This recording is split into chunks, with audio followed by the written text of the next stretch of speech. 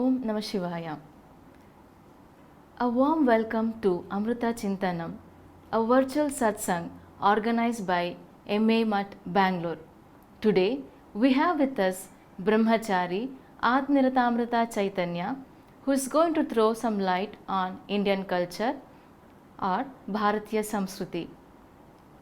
Let us begin the program with an invocation by Kumari, Amrita Rajesh and Ananya Rajesh. Om Amriteshwari Namaha.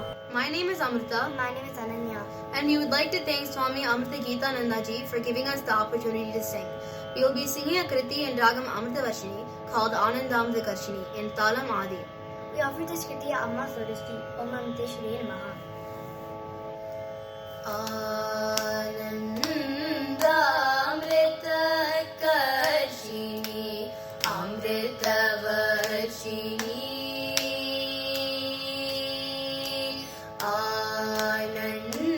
Anandamrita Karshini Amrita Varshini Haradi Pujite Shive Bhavaniya Nandamrita Karshini Amrita Varshini Haradi Pujite Shive Bhavaniya Nandamrita Karshini Amrita Varshini Haradi Pujite Shive Bhavaniya Nandamrita Karshini Amrita Varshini Haradi Pujite Shive Bhavaniya Nandamrita Karshini Amrita Varshini Haradi Pujite Shive Bhavaniya Nandamrita Karshini Amrita Varshini Haradi Pujite Shive Bhavaniya Nandamrita Karshini Amrita Varshini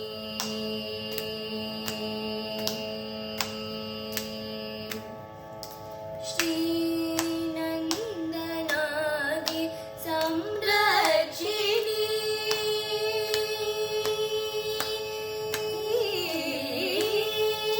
Shri Nandanadi Samrakshini Shri Guru Janani Shri Nandanadi Samrakshini Shri Guru Janani Shri Nandanadi Samrakshini Shri Guru Janani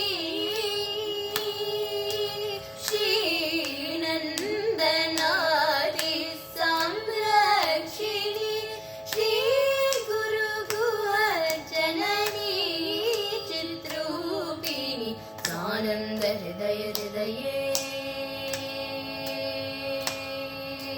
Sananda Hridaya Hridaye Sadaye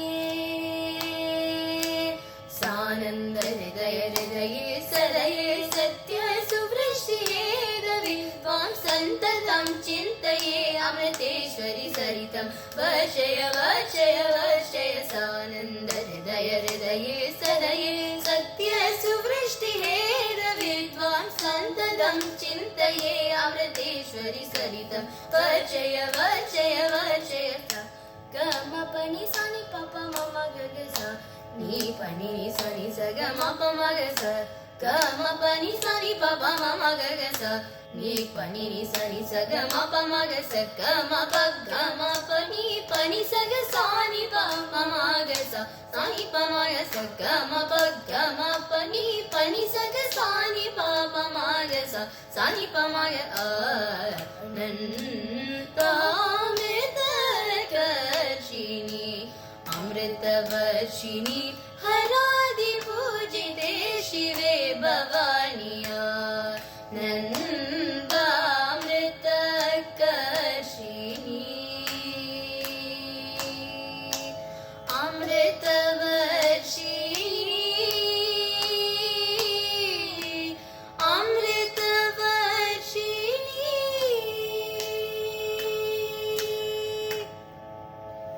welcome Brahmachari Atmanitamrita Chaitanya, who is the disciple of Mata Amritanandamayi Devi.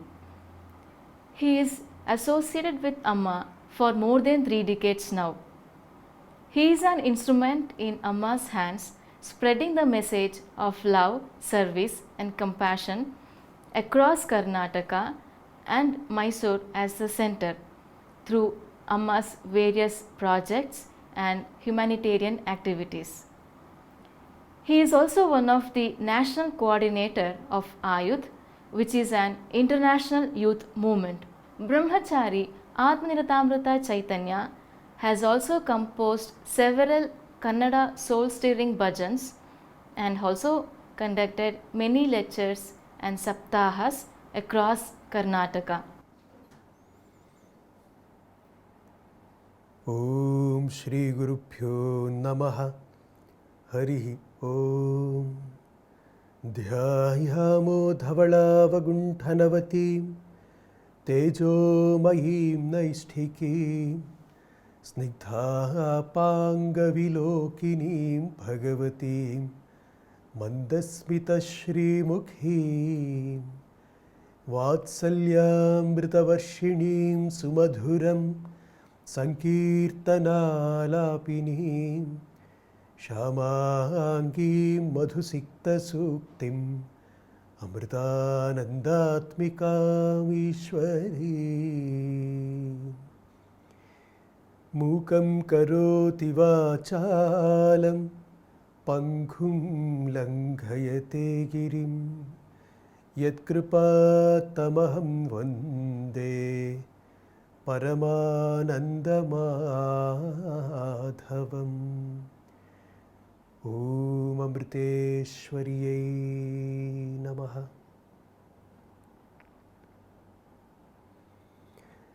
ಅಮ್ಮನ ಪಾದಾರವಿಂದಗಳಲ್ಲಿ ಸಾಷ್ಟಾಂಗ ನಮಸ್ಕಾರಗಳು. ಪೂಜ್ಯ ಸ್ವಾಮಿ ಅಮೃತಗೀತಾನಂದಪುರಿಯವರಿಗೆ ನನ್ನ ಸಾಷ್ಟಾಂಗ ನಮಸ್ಕಾರಗಳು. ಹಾಗೂ ಬೆಂಗಳೂರಿನ ಎಲ್ಲ ಆಯುಧ್ ಸದಸ್ಯರಿಗೆ ಆನ್ಲೈನ್ ವೀಕ್ಷಣೆಯಲ್ಲಿ ವೀಕ್ಷಿಸುತ್ತಿರ್ತಕ್ಕಂತಹ ಎಲ್ಲ ನನ್ನ ಬಂಧು ಮಿತ್ರರಿಗೆ ನನ್ನ ಹೃತ್ಪೂರ್ವಕ ನಮಸ್ಕಾರಗಳು.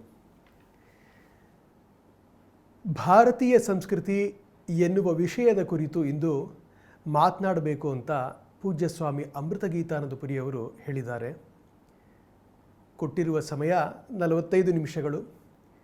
ಈ ಸೀಮಿತ ಅವಧಿಯಲ್ಲಿ ಭಾರತದ ಸಾವಿರಾರು ವರ್ಷಗಳ ಪರಂಪರೆಯನ್ನು, ಮಹಿಮೆಯನ್ನು, ಅದರ ಇತಿಹಾಸವನ್ನು, ಅದರ ತ್ಯಾಗ, ಶೌರ್ಯ, ಪ್ರೇಮ, ಜ್ಞಾನ, ಜಗತ್ತಿಗೆ ಅದರ ಮಹತ್ತರ ಕೊಡುಗೆಗಳು, ಅದರ ಸಂಸ್ಕೃತಿ ಇತ್ಯಾದಿ ಅನೇಕ ವಿಚಾರಗಳನ್ನು ಮಾತನಾಡಲು ಸಾಧ್ಯ ಇಲ್ಲ.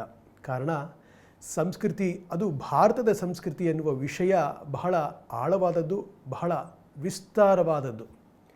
ಹಾಗಾಗಿ ಈ ಸೀಮಿತ ಅವಧಿಯಲ್ಲಿ ನನ್ನ ಕೆಲವು ಅಭಿಪ್ರಾಯಗಳನ್ನು, ವಿಚಾರಗಳನ್ನು ತಮ್ಮೊಂದಿಗೆ ಹಂಚಿಕೊಳ್ಳೋಕ್ಕೆ ಪ್ರಯತ್ನ ಪಡ್ತೇನೆ. ಇದು ನಿಮಗೆ ಒಂದು ಜಿಜ್ಞಾಸೆಯನ್ನು ಕೆರಳಿಸುವಲ್ಲಿ, ಈ ವಿಷಯದ ಕುರಿತು ನಿಮ್ಮದೇ ಆದ ರೀತಿಯಲ್ಲಿ ಆಳವಾದ ಅಧ್ಯಯನವನ್ನು ಮಾಡಲು ಸ್ಫೂರ್ತಿ ಕೊಡಲಿ ಅಂತ ಅಮ್ಮನಲ್ಲಿ ಪ್ರಾರ್ಥಿಸ್ತೇನೆ. ಹಾಗೂ ಆ ಸ್ಫೂರ್ತಿ ತಮಗೆ ದೊರಕಿದಲ್ಲಿ ಈಗ ನಾನು ನಿಮ್ಮೊಂದಿಗೆ ಹಂಚಿಕೊಳ್ಳುವ ವಿಚಾರಗಳ ಸಾರ್ಥಕ್ಯ ಕೂಡ. ವಿಷಯದ ಶೀರ್ಷಿಕೆ ಭಾರತೀಯ ಸಂಸ್ಕೃತಿ. ಇಲ್ಲಿ 2 ಪದಗಳಿದೆ. ಮೊದಲನೆಯ ಪದ ಭಾರತ, ಭಾರತೀಯ, ಮತ್ತು ಎರಡನೆಯದು ಸಂಸ್ಕೃತಿ.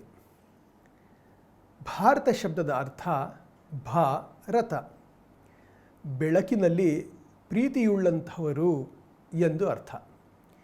ಯಾವ ದೇಶದಲ್ಲಿ ಪ್ರಜೆಗಳು ಅಥವಾ ಜನರು ಬೆಳಕನ್ನರಸಿ, ಜ್ಞಾನವನ್ನು ಅರಸಿ, ಅದನ್ನು ಪಡೆಯುವ ಮಾರ್ಗದಲ್ಲಿ ತತ್ಪರರೋ, ಆಸಕ್ತರೋ, ಆ ಭೂಮಿ, ಆ ದೇಶ ಭಾರತ, ಅದರ ಪ್ರಜೆಗಳು ಭಾರತೀಯರು.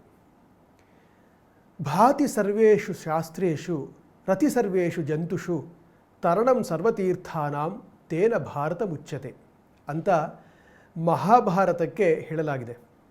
ಈ ಮಾತನ್ನು ನಮ್ಮ ಭಾರತ ದೇಶಕ್ಕೂ ಅನ್ವಯಿಸಬಹುದು. ಎಲ್ಲ ಶಾಸ್ತ್ರಗಳ ಬೆಳಕು ಇದು. ಎಲ್ಲ ಜೀವರಾಶಿಗಳಲ್ಲಿ ಮೂಲಭೂತವಾಗಿರುವ ಸೆಳೆತ, ಆಕರ್ಷಣೆ, ಪ್ರೀತಿ ಅಥವಾ ಒಲವು ಅದು ಇಲ್ಲಿರುವಂಥದ್ದು. ಅಂದರೆ ಜ್ಞಾನದ ಹಂತದಲ್ಲಿ ಇದು ಬೆಳಕಾದರೆ ಭಾವನೆಗಳ ಹಂತದಲ್ಲಿ ಇದು ಪ್ರೀತಿಯಾಗಿದೆ, ಪ್ರೇಮವಾಗಿದೆ. ಎಲ್ಲಕ್ಕೂ ಸೇತುವೆಯಾಗಿದೆ ಭಾರತ. ತೀರ್ಥಾನಾಂ ಅಂದರೆ ನೀರಿನ ಹರಿವು, ನೆಲ ಅಂತ ಅರ್ಥ. ಎಲ್ಲ ಪ್ರಕೀರ್ಣವಾಗಿ ಭಿನ್ನ ಭಿನ್ನವಾಗಿ ಇರುವ ವಿಚಾರಗಳಿಗೆ, ತತ್ವಗಳಿಗೆ ಇದು ನೆಲ ಅನ್ನುವಂತಹ ಇಂಟಿಗ್ರಿಟಿ ಫೋರ್ಸ್, ಏಕೀಕರಿಸುವ ಶಕ್ತಿಯಾಗಿ ಅಂದರೆ ಸೇತುವೆಯಾಗಿ ಭಾರತ ಭೂಮಿ ಇದೆ. ವಿಚಿತ್ರ ಭಾವಧರ್ಮಾಂಶ ತತ್ವಪ್ರಖ್ಯಾತ ದರ್ಶನಂ ಅಂತ ಭಟ್ಟತೋತ ಹೇಳಿದಂತೆ ದಿಕ್ಕಾಪಾಲಾದ ಎಲ್ಲ ವಿಚಾರಗಳನ್ನು ಒಗ್ಗೂಡಿಸುವ ತತ್ವ ಅಥವಾ ಸಮನ್ವಯ ಸೇತು ಭಾರತ ಎಂದು ಗೊತ್ತಾಗ್ತದೆ. ಭಾರತ ಶಬ್ದದಿಂದಲೇ ನಿರ್ವಚನ ಮಾಡುವುದಾದರೆ ಭರತ ಅಂದರೆ ಭರಣ, ತಾಳಿಕೆ, ಸಸ್ಟೆನೆನ್ಸ್, ಧರ್ಮ ಎಂದೆಲ್ಲ ಅರ್ಥೈಸಬಹುದು. ಧರ್ಮ ಎಂದರೆ ಧಾರಣೆ, ಧಾರಣಾತ್ ಧರ್ಮ ಇತ್ಯಾಹುಹು. ಯಾವುದರನ್ನು ಧರಿಸುವುದರಿಂದ, ಪಾಲಿಸುವುದರಿಂದ ಸರ್ವವು ನೆಲೆ ನಿಂತಿದೆಯೋ ಅದು ಧರ್ಮ. ಸಂಕ್ಷಿಪ್ತದಲ್ಲಿ ಹೇಳೋದಾದರೆ ಭಾರತ ದೇಶ ಧರ್ಮ ಅಲ್ಲದೆ ಬೇರೇನೂ ಅಲ್ಲ. ಭಾರತವನ್ನು ಭಾರತವರ್ಷ ಅಂತಲೂ ಕರೀತಾರೆ. ವೃಷ್ ಧಾತುವಿನಿಂದ ವರ್ಷ ಬಂದಿರುವುದು. ವೃಷ್ ಎಂದರೆ ಶಕ್ತಿ, ಪೋಷಣೆ, ಜ್ಞಾನ, ಧರ್ಮ ಎಂಬೆಲ್ಲ ಅರ್ಥ ಉಂಟು. ವೃಷೋ ಹಿ ಭಗವಾನ್ ಧರ್ಮ. ಭಾರತ ಎಂದರೆ ಒಂದು ಶಕ್ತಿ, ಒಂದು ಊರ್ಜೆ. ಭಾರತ ಒಂದು ಪುಷ್ಟಿ, ಒಂದು ತುಷ್ಟಿ. ಭಾರತ ಒಂದು ಧರ್ಮ. ಭಾರತವೇ ಒಂದು ಜೀವನ ಪದ್ಧತಿ. ಎರಡನೆಯ ಪದ ಸಂಸ್ಕೃತಿ. ಸಂಸ್ಕೃತಿ ಅಂದ್ರೇನು?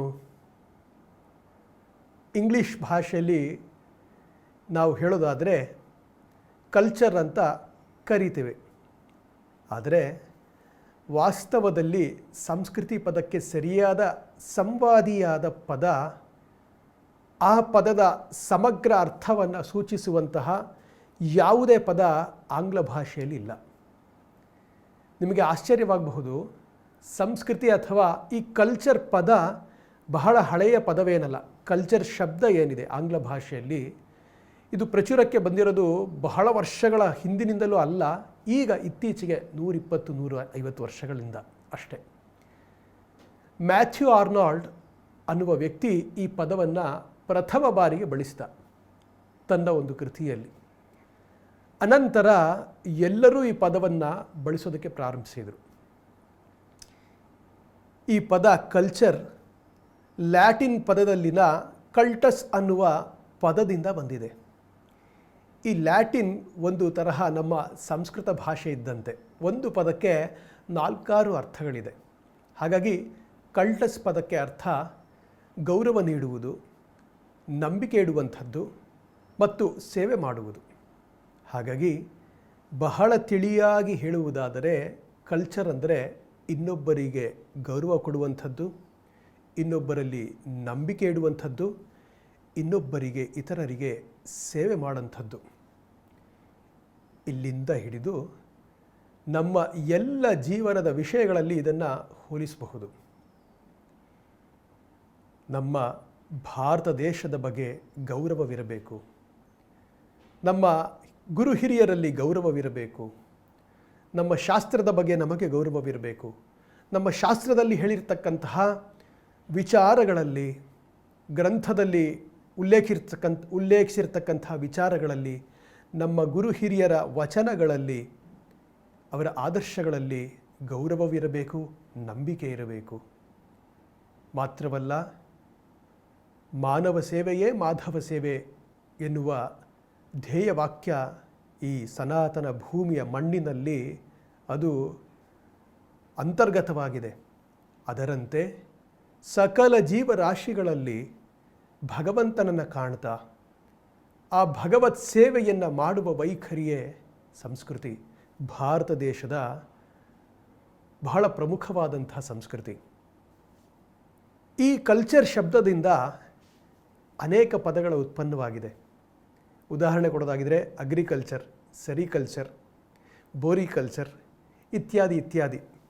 ನಮಗೇನಾದರೂ ರೋಗ ಬಂದು ಆಸ್ಪತ್ರೆಗೆ ಹೋದರೆ ಅಲ್ಲಿ ಕೂಡ ಅವ್ರು ಏನು ಮಾಡ್ತಾರೆ, ರೀ ನಿಮ್ಮ ಬ್ಲಡ್ ಕಲ್ಚರ್ ಮಾಡಬೇಕು, ನಿಮ್ಮ ಯೂರಿನ್ ಕಲ್ಚರ್ ಮಾಡಬೇಕು, ತನ್ಮೂಲಕ ನಿಮಗೆ ಯಾವ ಬ್ಯಾಕ್ಟೀರಿಯಾ ಹಚ್ಕೊಂಡಿದೆ, ನೀವು ಯಾವ ಬ್ಯಾಕ್ಟೀರಿಯಾಗೆ ತುತ್ತಾಗಿದ್ದೀರಾ, ಅದರಿಂದ ಏನು ತೊಂದರೆ ಅಂತ ನಮಗೆ ಕಂಡುಹಿಡಿಯೋಕ್ಕಾಗತ್ತೆ ಅಂತ ಹೇಳ್ತಾರೆ.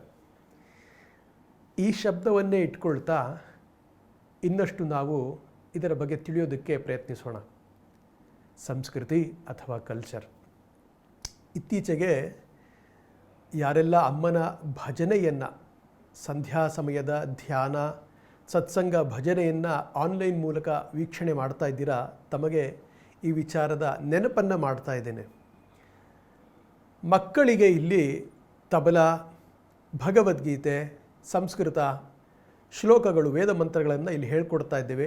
ಅದರ ಒಂದು ಟೆಸ್ಟನ್ನು ಅಮ್ಮ ಪ್ರತಿ ದಿವಸ ಸಂಜೆ ಮಾಡ್ತಾ ಇದ್ದಾರೆ. ನಿಮ್ಮೆಲ್ಲರಿಗೂ ಕೂಡ ಗೊತ್ತಿದೆ, ಆನ್ಲೈನ್ನಲ್ಲಿ ವೀಕ್ಷಣೆ ಮಾಡ್ತಿರ್ತಕ್ಕಂಥವ್ರು. ಆಗ ಅಮ್ಮ ಒಂದು ವಿಚಾರವನ್ನು ಹೇಳಿದ್ರು, ಇಲ್ಲಿನ ಮಕ್ಕಳೆಲ್ಲ ಎಷ್ಟು ಪುಣ್ಯ ಮಾಡಿದ್ದೀರಾ, ಬಾಲ್ಯದಲ್ಲಿಯೇ ಈ ಎಲ್ಲ ಸಂಸ್ಕಾರಗಳನ್ನು, ಈ ಎಲ್ಲ ಭಾರತದ ಸಂಸ್ಕೃತಿಗಳನ್ನು ಸಿಗುವಂತಹ ಒಂದು ಸಂಸರ್ಗ ಇಲ್ಲಿ ಉಂಟಾಗಿದೆ, ಆ ಸೌಭಾಗ್ಯ ನಿಮಗುಂಟಾಗಿದೆ ಅಂತ ಅಮ್ಮ ಹೇಳಿದರು. ಅದರ ಅರ್ಥ ಏನು? ಅಮ್ಮ ಹೇಳಿದ್ರು, ಬ್ಲಡ್ ಕಲ್ಚರ್, ಯೂರಿನ್ ಕಲ್ಚರ್ ಮಾಡಬೇಕಂದ್ರೆ ಅದರ ಒಂದು ಸ್ಯಾಂಪಲನ್ನು ತೆಗೆದುಕೊಂಡು ಲ್ಯಾಬಲ್ಲಿ ನಾವೇನು ಮಾಡ್ತೇವೆ, ಒಂದು ನಿರ್ದಿಷ್ಟವಾದಂತಹ ಒಂದು ಹವಾಮಾನದಲ್ಲಿ ಸರ್ಟನ್ ಪ್ಯಾರಾಮೀಟರ್ಸಲ್ಲಿ ಇಷ್ಟು ಹೊತ್ತು ಈ ರೀತಿಯಲ್ಲಿ ಅದನ್ನು ಇಟ್ಟು ನಾವು ಆ ಬ್ಯಾಕ್ಟೀರಿಯಾದ ಬೆಳವಣಿಗೆಯನ್ನು ಆ ಒಂದು ಪರಿಸರದಲ್ಲಿ ಹೇಗಿರುತ್ತೆ ಅಂತ ನೋಡಿ ಯಾವ ಬ್ಯಾಕ್ಟೀರಿಯಾ ಅಂತ ನಾವು ಕಂಡುಹಿಡಿದು ಅದಕ್ಕೆ ಸೂಕ್ತವಾದಂತಹ ಒಂದು ಮದ್ದನ್ನು ನಾವು ಕೊಡ್ತೇವೆ. ಅದೇ ರೀತಿಯಲ್ಲಿ ಒಂದು ದೇಶದ ಭೌಗೋಳಿಕ ಅಂದರೆ ಜಾಗ್ರಫಿಕಲ್ ಕಂಡೀಷನ್, ಆ ದೇಶದ ನದಿ ಇರಬಹುದು, ನದಿಗಳಿರಬಹುದು, ಹವಾಮಾನವಿರಬಹುದು, ಅಲ್ಲಿನ ಪ್ರಕೃತಿ ಸೌಲಭ್ಯಗಳಿರಬಹುದು, ಪ್ರಕೃತಿ ಸಂಪತ್ತಿರಬಹುದು, ಈ ಎಲ್ಲ ಅನೇಕ ವಿಚಾರಗಳು ಮನುಷ್ಯನ ಸಂಸ್ಕೃತಿಯ ಬೆಳವಣಿಗೆಗೆ ಕಾರಣವಾಗುತ್ತೆ. ಆ ರೀತಿಯಲ್ಲಿ ನೋಡಿದ್ರೆ ಭಾರತದ ಸಂಸ್ಕೃತಿ ಸರಸ್ವತಿ ನದಿ ದಂಡೆಯ ಮೇಲೆ ಪ್ರಾರಂಭವಾಗಿದ್ದು. ಸಮ್ಯಕ್ ಕೃತಿ ಇತಿ ಸಂಸ್ಕೃತಿ. ಯಾವ ಕೃತಿಯಿಂದ ನನ್ನ ಜೀವನಕ್ಕೆ ಒಳ್ಳೆಯದಾಗುತ್ತೋ ಅದೇ ಸಂಸ್ಕೃತಿ. ಅಂದರೆ ನನ್ನ ಜೀವನದಲ್ಲಿ ನನಗೆ ಅತ್ಯುನ್ನತವಾದಂಥ ಒಂದು ಆದರ್ಶವಿರಬೇಕು. ಯಾವ ಜೀವನದಿಂದ, ಯಾವ ಜೀವನ ಶೈಲಿಯಿಂದ ಆ ಅತ್ಯುನ್ನತವಾದ ನನ್ನ ಆದರ್ಶವನ್ನು ಪಡೆಯೋದರಲ್ಲಿ ನನ್ನ ನಡೆ ನುಡಿ ವಿಚಾರಗಳು ನನ್ನನ್ನು ಹತ್ತಿರ ಕೊಂಡು ಹೋಗುತ್ತೋ ಅದೇ ಸಂಸ್ಕೃತಿ. ಯಾವುದು ಸಹಾಯಕವಾಗಿದೆಯೋ ಅದೇ ಸಂಸ್ಕೃತಿ. ತೈತರಿಯೋಪನಿಷತ್ತಲ್ಲಿ ಬಹಳ ಸುಂದರವಾಗಿ ಸಂಸ್ಕೃತಿಯ ಬಗ್ಗೆ ಹೇಗೆ ಅದು ಹಂತ ಹಂತವಾಗಿ ಮೂಡಿ ಬಂತು ಅಂತ ಹೇಳಲಾಗಿದೆ. ಪ್ರಕೃತಿಯಿಂದಲೇ ಮನುಷ್ಯ ಬಂದಿರೋದು ತಮ್ಮೆಲ್ಲರಿಗೂ ತಿಳಿದಿದೆ. ಪಂಚಭೂತಗಳಿಂದ ಇಡೀ ಸೃಷ್ಟಿ ನಿರ್ಮಾಣವಾಗಿದೆ. ಮನುಷ್ಯನ ಶರೀರವೂ ಕೂಡ ಅದೇ ಪಂಚಭೂತ ತತ್ವದಿಂದ ನಿರ್ಮಿತವಾಗಿದೆ. ಪ್ರಕೃತಿಯಿಂದಲೇ ಮನುಷ್ಯ ಬಂದಿದ್ದು. ಪ್ರಕೃತಿಯಿಂದ ಮೇಲೆ ಎದ್ದಾಗ ಅದು ಸಂಸ್ಕೃತಿಯಾಗುತ್ತೆ. ಉದಾಹರಣೆಗೆ ಕಾಡು ಪ್ರಕೃತಿಯಾದರೆ ಅದನ್ನು ಸುಂದರವಾದಂಥ ತೋಟವನ್ನಾಗಿಸೋದು ಸಂಸ್ಕೃತಿ. ಮತ್ತೊಂದು ಉದಾಹರಣೆ ಕೊಡ್ತೇನೆ. ಒಂದು ದೊಡ್ಡ ಕಲ್ಲು ಬಂಡೆ ಇದೆ, ಅದು ಪ್ರಕೃತಿ, ಸಹಜವಾಗಿ ನಾವು ನೋಡುವಂಥ ಬಂಡೆ.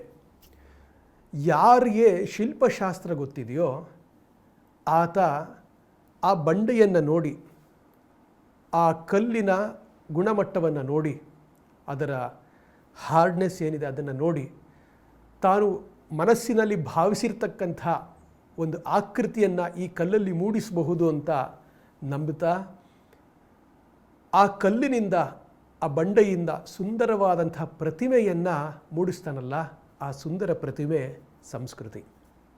ಅಮ್ಮ ಇದನ್ನೇ ಮುಂದುವರಿಸ್ತಾ ಹೇಳ್ತಾರೆ, 3 ವಿಧದ ವಿಷಯಗಳಿದೆ: ಪ್ರಕೃತಿ, ಸಂಸ್ಕೃತಿ, ವಿಕೃತಿ. ಅಮ್ಮ ಇದನ್ನು ಒಂದು ಉದಾಹರಣೆ ಮೂಲಕ ಹೇಳ್ತಾರೆ. ಯಾವುದೋ ಒಂದು ತಿಂಡಿ ಸಿಕ್ತು ನನಗೆ, ಬಹಳ ದಿವಸದಿಂದ ಹಸಿವಿನಿಂದ ಇದ್ದೇನೆ. ನನಗೆ ಯಾರೋ ಊಟ ತಂದು ಕೊಡ್ತಾರೆ. ಊಟ ತಂದು ಕೊಟ್ಟರು, ಅದನ್ನು ನಾನು ಹಸಿವಾಗಿದೆ, ನಾನು ತಿಂದೆ. ಅದು ಪ್ರಕೃತಿ. ಸಂಸ್ಕೃತಿ ಏನು? ಅಕ್ಕಪಕ್ಕದಲ್ಲಿರೋರು ಕೂಡ ಹಸಿವಿನಿಂದಿದ್ದಾರೆ ಅಂತ ನನಗೆ ತಿಳಿದು ಬಂದರೆ ಅವರಿಗೆ ನನ್ನ ಊಟದಲ್ಲಿ ಒಂದಷ್ಟು ಭಾಗವನ್ನು ಕೊಟ್ಟು ಅವರಿಗೂ ಕೂಡ ಅವರ ಹಸಿವಿನ ಸಮಸ್ಯೆಯನ್ನು ನೀಗಿಸುವಲ್ಲಿ ಒಂದಷ್ಟು ನನ್ನ ಕಡೆಯಿಂದ ಒಂದು ಕೊಡುಗೆಯಾದರೆ ಅದು ಸಂಸ್ಕೃತಿ. ಅಂದರೆ ಕೇವಲ ನನಗೆ ಮಾತ್ರ ಯೋಚನೆ ಮಾಡೋದಲ್ಲದೆ ಇತರರ ಬಗ್ಗೆಯೂ ಯೋಚನೆ ಮಾಡುವಂಥದ್ದು ಭಾರತೀಯ ಸಂಸ್ಕೃತಿ. ಅವನು ಸಂಸ್ಕೃತವಂತ. ಸಂಸ್ಕೃತಿ, ನಿಜವಾದ ಸಂಸ್ಕೃತಿ ಅವನಲ್ಲಿದೆ ಅಂತ ಅರ್ಥ. ವಿಕೃತಿ ಅಂದ್ರೇನು?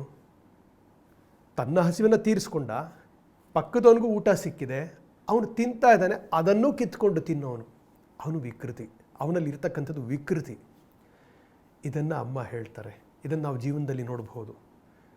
ದುಡ್ಡಿನ ಆಸೆಯಿಂದಾಗಿ ಎಲ್ಲವನ್ನೂ ಮೀರಿ ನಡೆಸುವಂತಹ ಜೀವನ ಶೈಲಿ ಏನಿದೆ, ಯಾರನ್ನೂ ಲೆಕ್ಕಿಸದೆ, ಯಾವುದನ್ನೂ ಲೆಕ್ಕಿಸದೆ, ಕೇವಲ ತನ್ನ ಸ್ವಾರ್ಥಕ್ಕೆ ಇತರರ ಒಂದು ಮೋಸ ವಂಚನೆ ಯಾವುದನ್ನೂ ಯೋಚನೆ ಮಾಡದೆ, ಇತರರಿಗೆ ಕೆಡುಕನ್ನು ಕೆಡುಕಾದರೂ ತೊಂದರೆ ಇಲ್ಲ, ನಾನು ಚೆನ್ನಾಗಿರಬೇಕು ಅನ್ನುವ ಏಕೈಕ ಸ್ವಾರ್ಥ ಭಾವನೆಯಿಂದ ಅವರಿಗೆ ದಕ್ಕಬೇಕಾದಂತಹ ಭಾಗವನ್ನು ನಾನು ತೆಗೆದುಕೊಂಡರೆ ಅದು ವಿಕೃತಿ.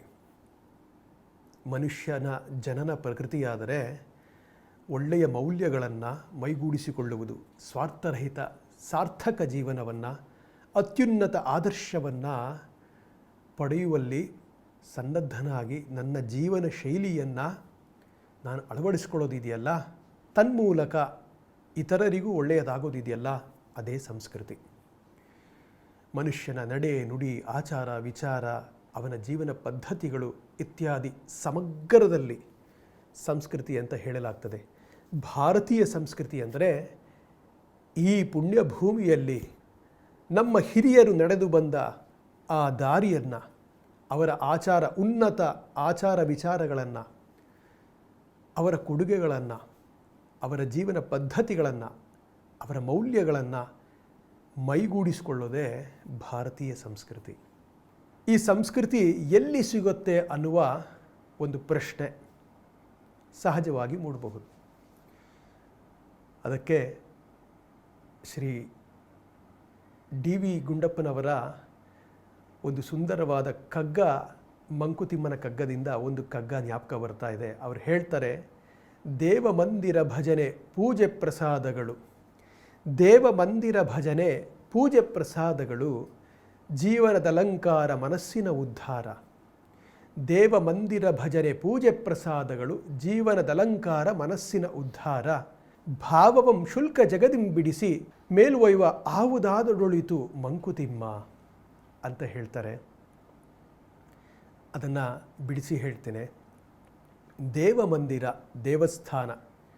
ದೇವಸ್ಥಾನದಲ್ಲಿಯೂ ಕೂಡ ನಮ್ಮ ಹಿಂದಿನ ಪೂರ್ವಜರು ನಮ್ಮ ಭಾರತ ದೇಶದಲ್ಲಿ ನೋಡಿದ್ರೆ ಅನೇಕ ಸಾವಿರಾರು ಮಂದಿರಗಳಿದೆ.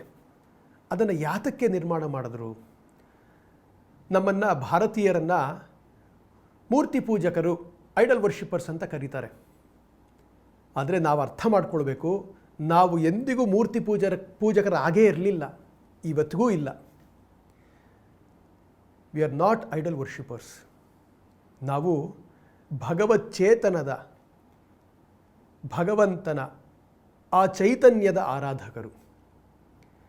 ಭಾರತದ ಸಂಸ್ಕೃತಿಯಲ್ಲಿ ಎಲ್ಲವನ್ನ, ಚರ ಅಚರ ಎಲ್ಲವನ್ನ ಭಗವತ್ ಸ್ವರೂಪ, ಭಗವಂತನ ಚೈತನ್ಯ ಸ್ವರೂಪವಾಗಿ ನೋಡ್ತೇವೆ.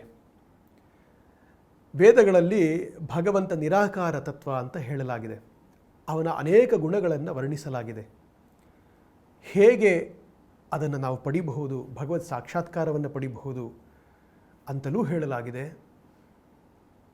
ಸುಖ ಸೌಕರ್ಯಗಳನ್ನು ಹೇಗೆ ಪಡಿಬೋದು ಅಂತ ವೇದಗಳಲ್ಲಿ ಹೇಳಲಾಗಿದೆ. ಹಾಗಾಗಿ ಪ್ರಾಚೀನ ಕಾಲದಲ್ಲಿ ನಿರಾಕಾರ ಬ್ರಹ್ಮಸ್ವರೂಪವನ್ನು ಅರ್ಥೈಸಿಕೊಳ್ಳುವಂತಹ ಬುದ್ಧಿಶಕ್ತಿ ಸಾಧನೆ ಇತ್ತು. ತದನಂತರ ಕಾಲಾಂತರದಲ್ಲಿ ಅದನ್ನು ಊಹೆ ಮಾಡಿಕೊಳ್ಳುವಂತಹ, ಗ್ರಹಿಸುವಂತಹ ಬುದ್ಧಿಶಕ್ತಿ ಅಥವಾ ಸಾಧನೆ ಕಡಿಮೆ ಆಗ್ತಾ ಬಂತು. ಹಾಗಾಗಿ ನಮ್ಮ ಋಷಿಮುನಿಗಳು, ನಮ್ಮ ಪೂರ್ವಜರು ಮೂರ್ತಿ ಪೂಜೆಯ ಕಲ್ಪನೆಯನ್ನು ಮಾಡಿಕೊಂಡ್ರು. ಅರ್ಥ ಏನು?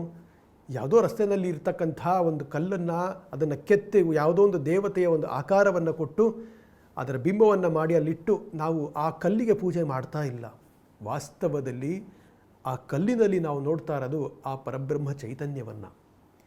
ತಮ್ಮೆಲ್ಲರಿಗೂ ಕೂಡ ನೆನಪಿಸ್ತಾ ಇದ್ದೇನೆ, ವಿವೇಕಾನಂದರು, ಸ್ವಾಮಿ ವಿವೇಕಾನಂದರು ಖೇತ್ರಿ ಮಹಾರಾಜನ ಬಳಿಗೆ ಹೋದಂತಹ ಆ ಒಂದು ಸುಂದರವಾದ ಘಟನೆ. ಖೇತ್ರಿ ಮಹಾರಾಜರು ವಿಗ್ರಹಾರಾಧನೆಯಲ್ಲಿ ಅವರಿಗೆ ಶ್ರದ್ಧೆ ಇರಲಿಲ್ಲ. ಸ್ವಲ್ಪ ಆಂಗ್ಲ ಬ್ರಿಟಿಷರ ಒಂದು ವಿಚಾರಧಾರೆಗಳಿಗೆ ಮನಸ್ಸನ್ನು ಕೊಟ್ಟಿದ್ದರು. ಆವಾಗ ಅವ್ರು ಹೇಳ್ತಾ ಇದ್ದಿದ್ದು, ಇದೆಲ್ಲ ಒಂದು ಗೊಡ್ಡು ಸಂಪ್ರದಾಯ, ಇದರಲ್ಲಿ ಯಾವುದೇ ಸತ್ವ ಇಲ್ಲ, ಸಾರ ಇಲ್ಲ ಅಂತ. ಆಗ ಸ್ವಾಮಿ ವಿವೇಕಾನಂದರು ಖೇತ್ರಿ ಮಹಾರಾಜನ ಮಂತ್ರಿಯನ್ನು ಕರೆದು ಭಿತ್ತಿ ಮೇಲಿದ್ದಂತಹ, ಗೋಡೆ ಮೇಲಿದ್ದಂತಹ ಮಹಾರಾಜನ ಒಂದು ಚಿತ್ರವನ್ನು ತರಕ್ಕೆ ಹೇಳಿದ್ರು. ಆತ ಚಿತ್ರವನ್ನು ತಂದ, ಅದನ್ನು ತೋರಿಸಿ ಉಗಿಯೋದಕ್ಕೆ ಹೇಳಿದ್ರು. ಇದನ್ನು ತಮಗೆ ಜ್ಞಾಪಿಸ್ತಾ ಇದ್ದೇನೆ. ಆಗ ಮಂತ್ರಿ ದಿಗ್ಭ್ರಾಂತನಾಗ್ಬಿಟ್ಟ. ಇದು ಬಹಳ ದೊಡ್ಡ ಒಂದು ಅಕ್ಷಮ್ಯ ಅಪರಾಧ, ಮಹಾರಾಜರ ಭಾವಚಿತ್ರದ ಮೇಲೆ ಉಗಿಯೋದಾ ಅಂತ. ಖೇತ್ರಿ ಮಹಾರಾಜನಿಗೂ ಸ್ವಲ್ಪ ಮನಸ್ಸು ಕದಡು ಬಿಡ್ತು. ಏನು ಈ ಥರ ಹೇಳ್ತಾ ಇದ್ದಾರಲ್ಲ ಸ್ವಾಮೀಜಿ ಅಂತ. ಆವಾಗ ಸ್ವಾಮೀಜಿ ಹೇಳಿದ್ರು, ಆ ಚಿತ್ರ ಒಂದು ಹಾಳೆಯ ಮೇಲೆ ಒಂದಷ್ಟು ಬಣ್ಣಗಳಿಂದ ರಚಿಸಲಾಗಿದೆ. ಅದು ನಿಮ್ಮ ಮಹಾರಾಜರಲ್ವಲ್ಲ, ನಿಮ್ಮ ಮಹಾರಾಜರು ನನ್ನ ಪಕ್ಕದಲ್ಲಿ ರಕ್ತ ಮಾಂಸಗಳಿಂದ ಇಲ್ಲಿ ಕೂತ್ಕೊಂಡಿದ್ದಾರೆ, ನೀವು ಅಲ್ಲಿ ಉಗಿದ್ರೆ ಮಹಾರಾಜರಿಗೆ ಹೇಗೆ ಉಗ್ದಂಗೆ ಆಗುತ್ತೆ ಅಂತ ಕೇಳಿದಾಗ ಉತ್ತರ ಕೊಡ್ತಾನೆ ಮಂತ್ರಿ, ಎಲ್ಲಾದರೂ ಉಂಟೆ ಸ್ವಾಮೀಜಿ, ಈ ಚಿತ್ರದ ಮೂಲಕ ನಾನು ನನ್ನ ಮಹಾರಾಜರನ್ನ ನೋಡ್ತಾ ಇದ್ದೀನಿ, ಚಿತ್ರದಲ್ಲಿ ನನ್ನ ಮಹಾರಾಜರನ್ನ ನೋಡ್ತಾ ಇದ್ದೀನಿ, ಅವರಿಗೆ ಯಾವ ಗೌರವವನ್ನು ಸಲ್ಲಿಸ್ತೀನಿ ಅದೇ ಗೌರವವನ್ನು ಇಲ್ಲಿ ಸಲ್ಲಿಸ್ತಾ ಇದ್ದೇನೆ. ಅವರನ್ನು ನೋಡಿದಾಗ, ಆ ಚಿತ್ರವನ್ನು ನೋಡಿದಾಗ ನನ್ನ ಮಹಾರಾಜರ ನೆನಪಾಗುತ್ತೆ, ಅವರಲ್ಲಿ ನನಗೆ ಸಾಕ್ಷಾತ್ತಾಗಿದ್ದಾರೆ ಅಂತ. ಇದೇ ತತ್ವ, ಇದೇ ತತ್ವ ಮೂರ್ತಿ ಪೂಜೆಯ ಹಿಂದೆ ಇರೋದು. ನಾವು ಕಲ್ಲಿಗಲ್ಲರಲ್ಲಿ ನಮಸ್ಕಾರ ಮಾಡ್ತಾ ಇರೋದು, ಒಳಗೆ ನಮಗೆ ಆ ಚೈತನ್ಯ ಭಗವಂತ ಕಾಣ್ತಾ ಇದ್ದಾನೆ. ಆ ಭಗವಂತನಿಗೆ ನಮ್ಮ ಭಕ್ತಿಯ ನೈವೇದ್ಯವನ್ನು ಮಾಡ್ತಾ ಇದ್ದೇವೆ. ನಾವು ಎಂದಿಗೂ ಮೂರ್ತಿ ಪೂಜಕರಲ್ಲ, ಚೈತನ್ಯ ಪೂಜಕರು. ನಾವು ಆ ಬ್ರಹ್ಮದ ಸ್ವರೂಪವನ್ನು ಎಲ್ಲ ಜೀವಿಗಳಲ್ಲಿ ನಾವು ಕಾಣ್ತಾ, ಕಲ್ಲಿನಲ್ಲಿಯೂ ಕಾಣ್ತಾ ಆ ಮೂರ್ತಿಯನ್ನು ಪೂಜಿಸ್ತಾ ಇದ್ದೇವೆ. ಅಲ್ಲಿಂದ ನಾವು ನಿರಾಕಾರ ತತ್ವಕ್ಕೆ ಹಂತ ಹಂತವಾಗಿ ಹತ್ತುವಂತಹ ಒಂದು ಸಂಸ್ಕಾರವನ್ನು, ಪೂಜಾ ಪದ್ಧತಿಯನ್ನು ನಮಗೆ ಕೊಟ್ಟಿದ್ದಾರೆ. ಹಿಂದಿನ ಕಾಲದಲ್ಲಿ ದೇವಸ್ಥಾನದ ಸುತ್ತಲೂ ಒಂದು ನಗರ ಬೆಳೀತಾ ಇತ್ತು. ದೇವಸ್ಥಾನದಲ್ಲಿ ಬಡವರಿಗಾಗಿ ಅನ್ನದಾನ ನಡೀತಾ ಇತ್ತು, ವಿದ್ಯಾ ದಾನ ನಡೀತಾ ಇತ್ತು, ನೃತ್ಯ, ಗೀತ ಇತ್ಯಾದಿ ಕಲೆಗಳ ಪ್ರೋತ್ಸಾಹನೆ ಇರ್ತಾ ಇತ್ತು. ಜೀವನದ ಮೌಲ್ಯಗಳನ್ನು, ವೇದಗಳ ಅರ್ಥಗಳನ್ನು ಸತ್ಸಂಗದ ಮೂಲಕ ಅರ್ಚಕರು ಹೇಳ್ತಾ ಇದ್ರು, ಸನ್ಯಾಸಿಗಳು ದೇವಸ್ಥಾನದಲ್ಲಿ ಹೇಳ್ತಾ ಇದ್ರು. ಹಾಗಾಗಿ ದೇವಮಂದಿರ ಭಜನೆಯಿಂದ ಖಂಡಿತವಾಗಿ ನಮ್ಮ ಮನಸ್ಸು ಉದ್ದೀಪನೆಗೊಳ್ಳುತ್ತದೆ. ಪೂಜೆಯ ತತ್ವ ಕೂಡ ನನ್ನನ್ನು ನಾನು ಮೂರ್ತಿಯಲ್ಲಿ ನೋಡ್ತಾ ಇದ್ದೇನೆ. ನನಗೆ ಯಾವುದೆಲ್ಲ ನಾನು ಉತ್ತಮವಾಗಿರ್ತಕ್ಕಂಥ ಪದಾರ್ಥಗಳನ್ನು ನಾನು ನನಗಾಗಿ ಪಡಿತೀನೋ ಅದನ್ನೇ ನಾನು ಭಗವಂತನಿಗೆ ಅರ್ಪಿಸ್ತಾ ಇದ್ದೇನೆ. ಅದರ ತತ್ವವೇ ಪೂಜೆ. ದೇವರ ಮನೆಯಲ್ಲಿ ನನ್ನ ಭಗವಂತನ ಪೂಜೆಯನ್ನು ಪ್ರಾರಂಭಿಸ್ತಾ ಅಮ್ಮ ಹೇಳ್ತಾರೆ, ಯಾವಾಗಲೂ ಅಲ್ಲಿಂದ ಪ್ರಾರಂಭವಾಗಬೇಕಾಗಿರ್ತಕ್ಕಂಥದ್ದು ಇಡೀ ಸೃಷ್ಟಿಯದ ಭಗವಂತನ ಸ್ವರೂಪವಾಗಿ ಕಾಣುವ ಮಟ್ಟಕ್ಕೆ ನನ್ನ ಪೂಜೆ ಬೆಳೆಯಬೇಕು ಅಂತ. ಪ್ರಸಾದಗಳು, ದೇವ ಮಂದಿರ ಭಜನೆ, ಪೂಜೆ ಪ್ರಸಾದಗಳು. ಪ್ರಸಾದ ನಾವು ಬಹಳ ಅತ್ಯಂತ ಭಕ್ತಿ ಶ್ರದ್ಧೆಗಳಿಂದ ಸ್ವೀಕರಿಸ್ತೇವೆ. ಪ್ರಸಾದದ ಅರ್ಥ ಇಲ್ಲಿ ನಮ್ಮ ಭಾರತೀಯ ಸಂಸ್ಕೃತಿಯಲ್ಲಿ ಹೇಳಿಕೊಟ್ಟಿರ್ತಕ್ಕಂಥದ್ದು ನಮಗೆ. ಭಗವಾನ್ ಶ್ರೀಕೃಷ್ಣ ಭಗವದ್ಗೀತೆಯಲ್ಲೂ ಹೇಳ್ತಾನೆ, ಪ್ರಸಾದ ಬುದ್ಧೇಹೆ ಅಂತ. ಏನು? ಜೀವನದ ಪ್ರತಿಯೊಂದು ಘಟನೆಗಳನ್ನು, ಪರಿಸ್ಥಿತಿಯನ್ನು ಪ್ರಸಾದದ ಭಾವದಲ್ಲಿ ಸ್ವೀಕರಿಸೋದು ಅಂತ ಅರ್ಥ. ಕಹಿ ಇರ್ಬೋದು, ಸಿಹಿ ಇರ್ಬೋದು, ಅದು ಭಗವಂತನ ಪ್ರಸಾದ ಅಂತ ಸ್ವೀಕರಿಸ್ತಾ ಮನಸ್ಸನ್ನು ತಲ್ಲಣಗೊಳ್ಳದೆ ಜೀವನವನ್ನು ಮುಂದುವರಿಸೋದು ಪ್ರಸಾದ ಬುದ್ಧಿ. ಪರಿವಾರವಿದೆ, ಗಂಡ ಹೆಂಡತಿ ಮಕ್ಕಳಿದ್ದಾರೆ, ಎಲ್ಲರನ್ನ ಕೂಡ ಅನ್ಯರಾಗಿ ಭಾವಿಸದೆ ಅವರೆಲ್ಲರೂ ಭಗವಂತನ ಪ್ರಸಾದವಾಗಿ ನಾವು ಸ್ವೀಕರಿಸ್ತಾ ನನ್ನ ಆಧ್ಯಾತ್ಮಿಕ ಜೀವನದಲ್ಲಿ ಪರಮೋಧ್ಯೇಯವಾದಂತಹ ಮೋಕ್ಷ ಪ್ರಾಪ್ತಿಗೆ ಇವರೆಲ್ಲರೂ ಕೂಡ ಸಹಾಯಿಗಳು, ನನ್ನ ಈ ಯಾತ್ರೆಯಲ್ಲಿ ಸಹಪ್ರಯಾಣಿಕರು, ಭಗವಂತನಿಂದ ನನಗೆ ದಕ್ಕಿರ್ತಕ್ಕಂತಹ ಪ್ರಸಾದ ಇವರೆಲ್ಲರೂ ಅಂತ ಭಾವಿಸಿ ಜೀವನ ನಡೆಸುವುದು ಭಾರತೀಯ ಸಂಸ್ಕೃತಿ. ಇದೆಲ್ಲವೂ ಏನು? ದೇವ ಮಂದಿರ ಭಜನೆ, ಪೂಜೆ, ಪ್ರಸಾದಗಳು, ಈ ಎಲ್ಲ ಭಾವಗಳು ಕೂಡ ಜೀವನದ ಅಲಂಕಾರಗಳು. ನಾವು ನೋಡಿರ್ತೇವೆ, ನಮ್ಮ ಮನೆ ಇರಬಹುದು, ನಮ್ಮ ಶರೀರ ಇರಬಹುದು, ನಾವು ಅಲಂಕಾರ ಪ್ರೇಮಿಗಳು. ಯಾಕೆ? ಅದು ನಮ್ಮ ಸೊಬಗನ್ನು ಹೆಚ್ಚಿಸುತ್ತದೆ. ಮನೆಯಲ್ಲಿ ಒಂದು ಕರ್ಟನಿಂದ ಹಿಡಿದು ಫುಟ್ ರೆಸ್ಟಿಂದ ಹಿಡಿದು ಪ್ರತಿಯೊಂದು ಕೂಡ ನಮ್ಮದೊಂದು ಚಾಯ್ಸ್ ಇದೆ, ನಮ್ಮದೊಂದು ಟೇಸ್ಟ್ ಇದೆ. ಒಂದು ಕಲರ್ ಇರಬಹುದು, ಅದರದೊಂದು ಆಕಾರ ಇರಬಹುದು, ಅದರದೊಂದು ಕ್ವಾಲಿಟಿ ಇರಬಹುದು, ಎಲ್ಲವೂ ಕೂಡ ನಾವು ಆಯ್ಕೆ ಮಾಡಿಕೊಳ್ತೇವೆ.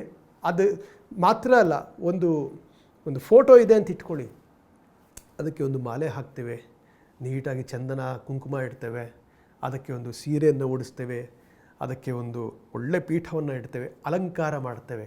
ಜೀವನದ ನಿಜವಾದ ಅಲಂಕಾರ ಈ ಎಲ್ಲ ಭಾವನೆಗಳು.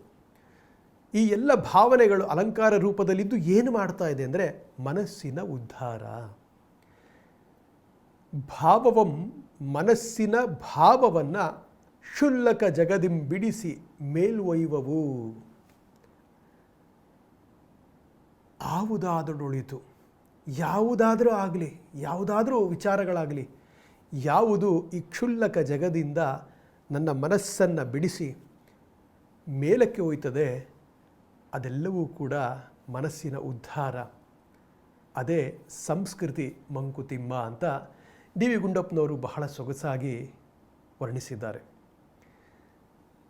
ನಮ್ಮ ಭಾರತೀಯ ಸಂಸ್ಕೃತಿಯಲ್ಲಿ ಮೊಟ್ಟ ಮೊದಲನೆಯದಾಗಿ ನಾವು ಗೌರವಿಸುವುದು ತಾಯಿಯನ್ನು. ತೈತರಿಯ ಉಪನಿಷತ್ತಲ್ಲಿ ಆಚಾರ್ಯ ಸೂಕ್ತದಲ್ಲಿ ಬರುವ ಮಂತ್ರ, ನಾವು ಕಾನ್ವೊಕೇಷನ್ ವಿದ್ಯಾರ್ಥಿ ಜೀವನದಲ್ಲಿ ಡಿಗ್ರಿಯ ಸ್ನಾತಕೋತ್ತರ ಅಥವಾ ಪೋಸ್ಟ್ ಗ್ರ್ಯಾಜುಯೇಷನ್ ಇರಬಹುದು, ಯಾವುದನ್ನು ಪಡೆದ ನಂತರ ಯೂನಿವರ್ಸಿಟಿಗಳಲ್ಲಿ ಸ್ನಾತಕೋತ್ತರ ಕಾನ್ವೊಕೇಷನ್ ಡೇ ಅಂತ ಮಾಡ್ತೇವೆ ನಾವು. ಹಿಂದಿನ ಗುರುಕುಲ ಸಂಪ್ರದಾಯದಲ್ಲಿ ಘಟಕೋತ್ಸವ ಕಾನ್ವೊಕೇಷನ್ ಡೇ ಹೇಗಿರ್ತಾ ಇತ್ತು? 12 ವರ್ಷ ಗುರುಕುಲದಲ್ಲಿ ಬ್ರಹ್ಮಚರ್ಯವನ್ನು ಅನುಷ್ಠಾನ ಮಾಡ್ತಾ ವಿದ್ಯಾರ್ಜನೆ ಮಾಡಿದ ನಂತರ ಶಿಷ್ಯ ಗುರುಕುಲವನ್ನು ಬಿಟ್ಟು ಜಗತ್ತಿಗೆ ಜೀವನವನ್ನು ನಡೆಸೋದಕ್ಕೆ ಹೋಗ್ತಾ ಇದ್ದಾನೆ. ಆಗ ಗುರುಗಳು ಹೇಳ್ತಾ ಇದ್ದಂತಹ ಬುದ್ಧಿಮಾತು ಏನಿದೆ ಅದೇ ಆಚಾರ್ಯ ಸೂಕ್ತದ ರೂಪದಲ್ಲಿದೆ. ಅದರಲ್ಲಿ ಸತ್ಯಂ ವದ ಧರ್ಮಂ ಚರ, ಮಾತೃದೇವೋ ಭವ, ಪಿತೃದೇವೋ ಭವ, ಆಚಾರ್ಯ ದೇವೋ ಭವ, ಅತಿಥಿ ದೇವೋ ಭವ ಅಂತ ಹೇಳಲಾಗಿದೆ.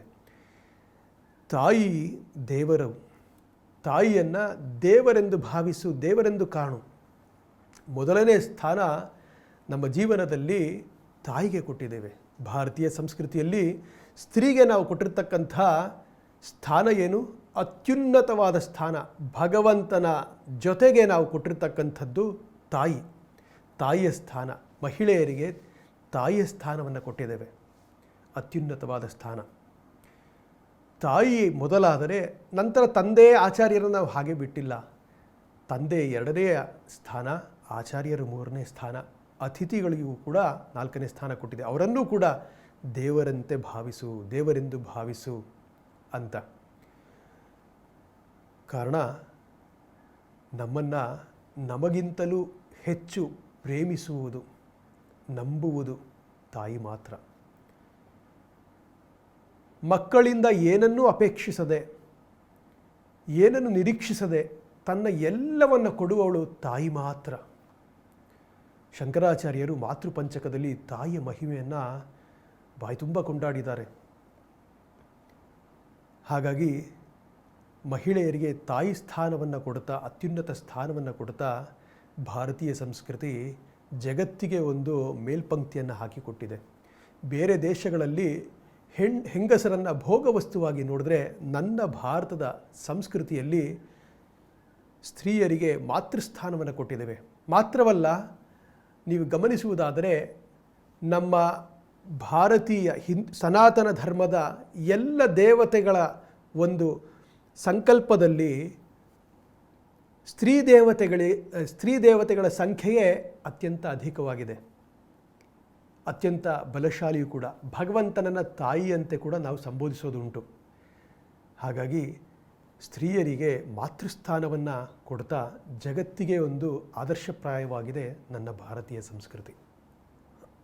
ಒಂದು ಪರಿವಾರದಲ್ಲಿ ಸಂಸ್ಕಾರವನ್ನು ಮಕ್ಕಳಿಗೆ ಕೊಡುವ ಒಂದು ಮಹೋನ್ನತ ಜವಾಬ್ದಾರಿ ತಾಯಿಗೆ ಇದೆ.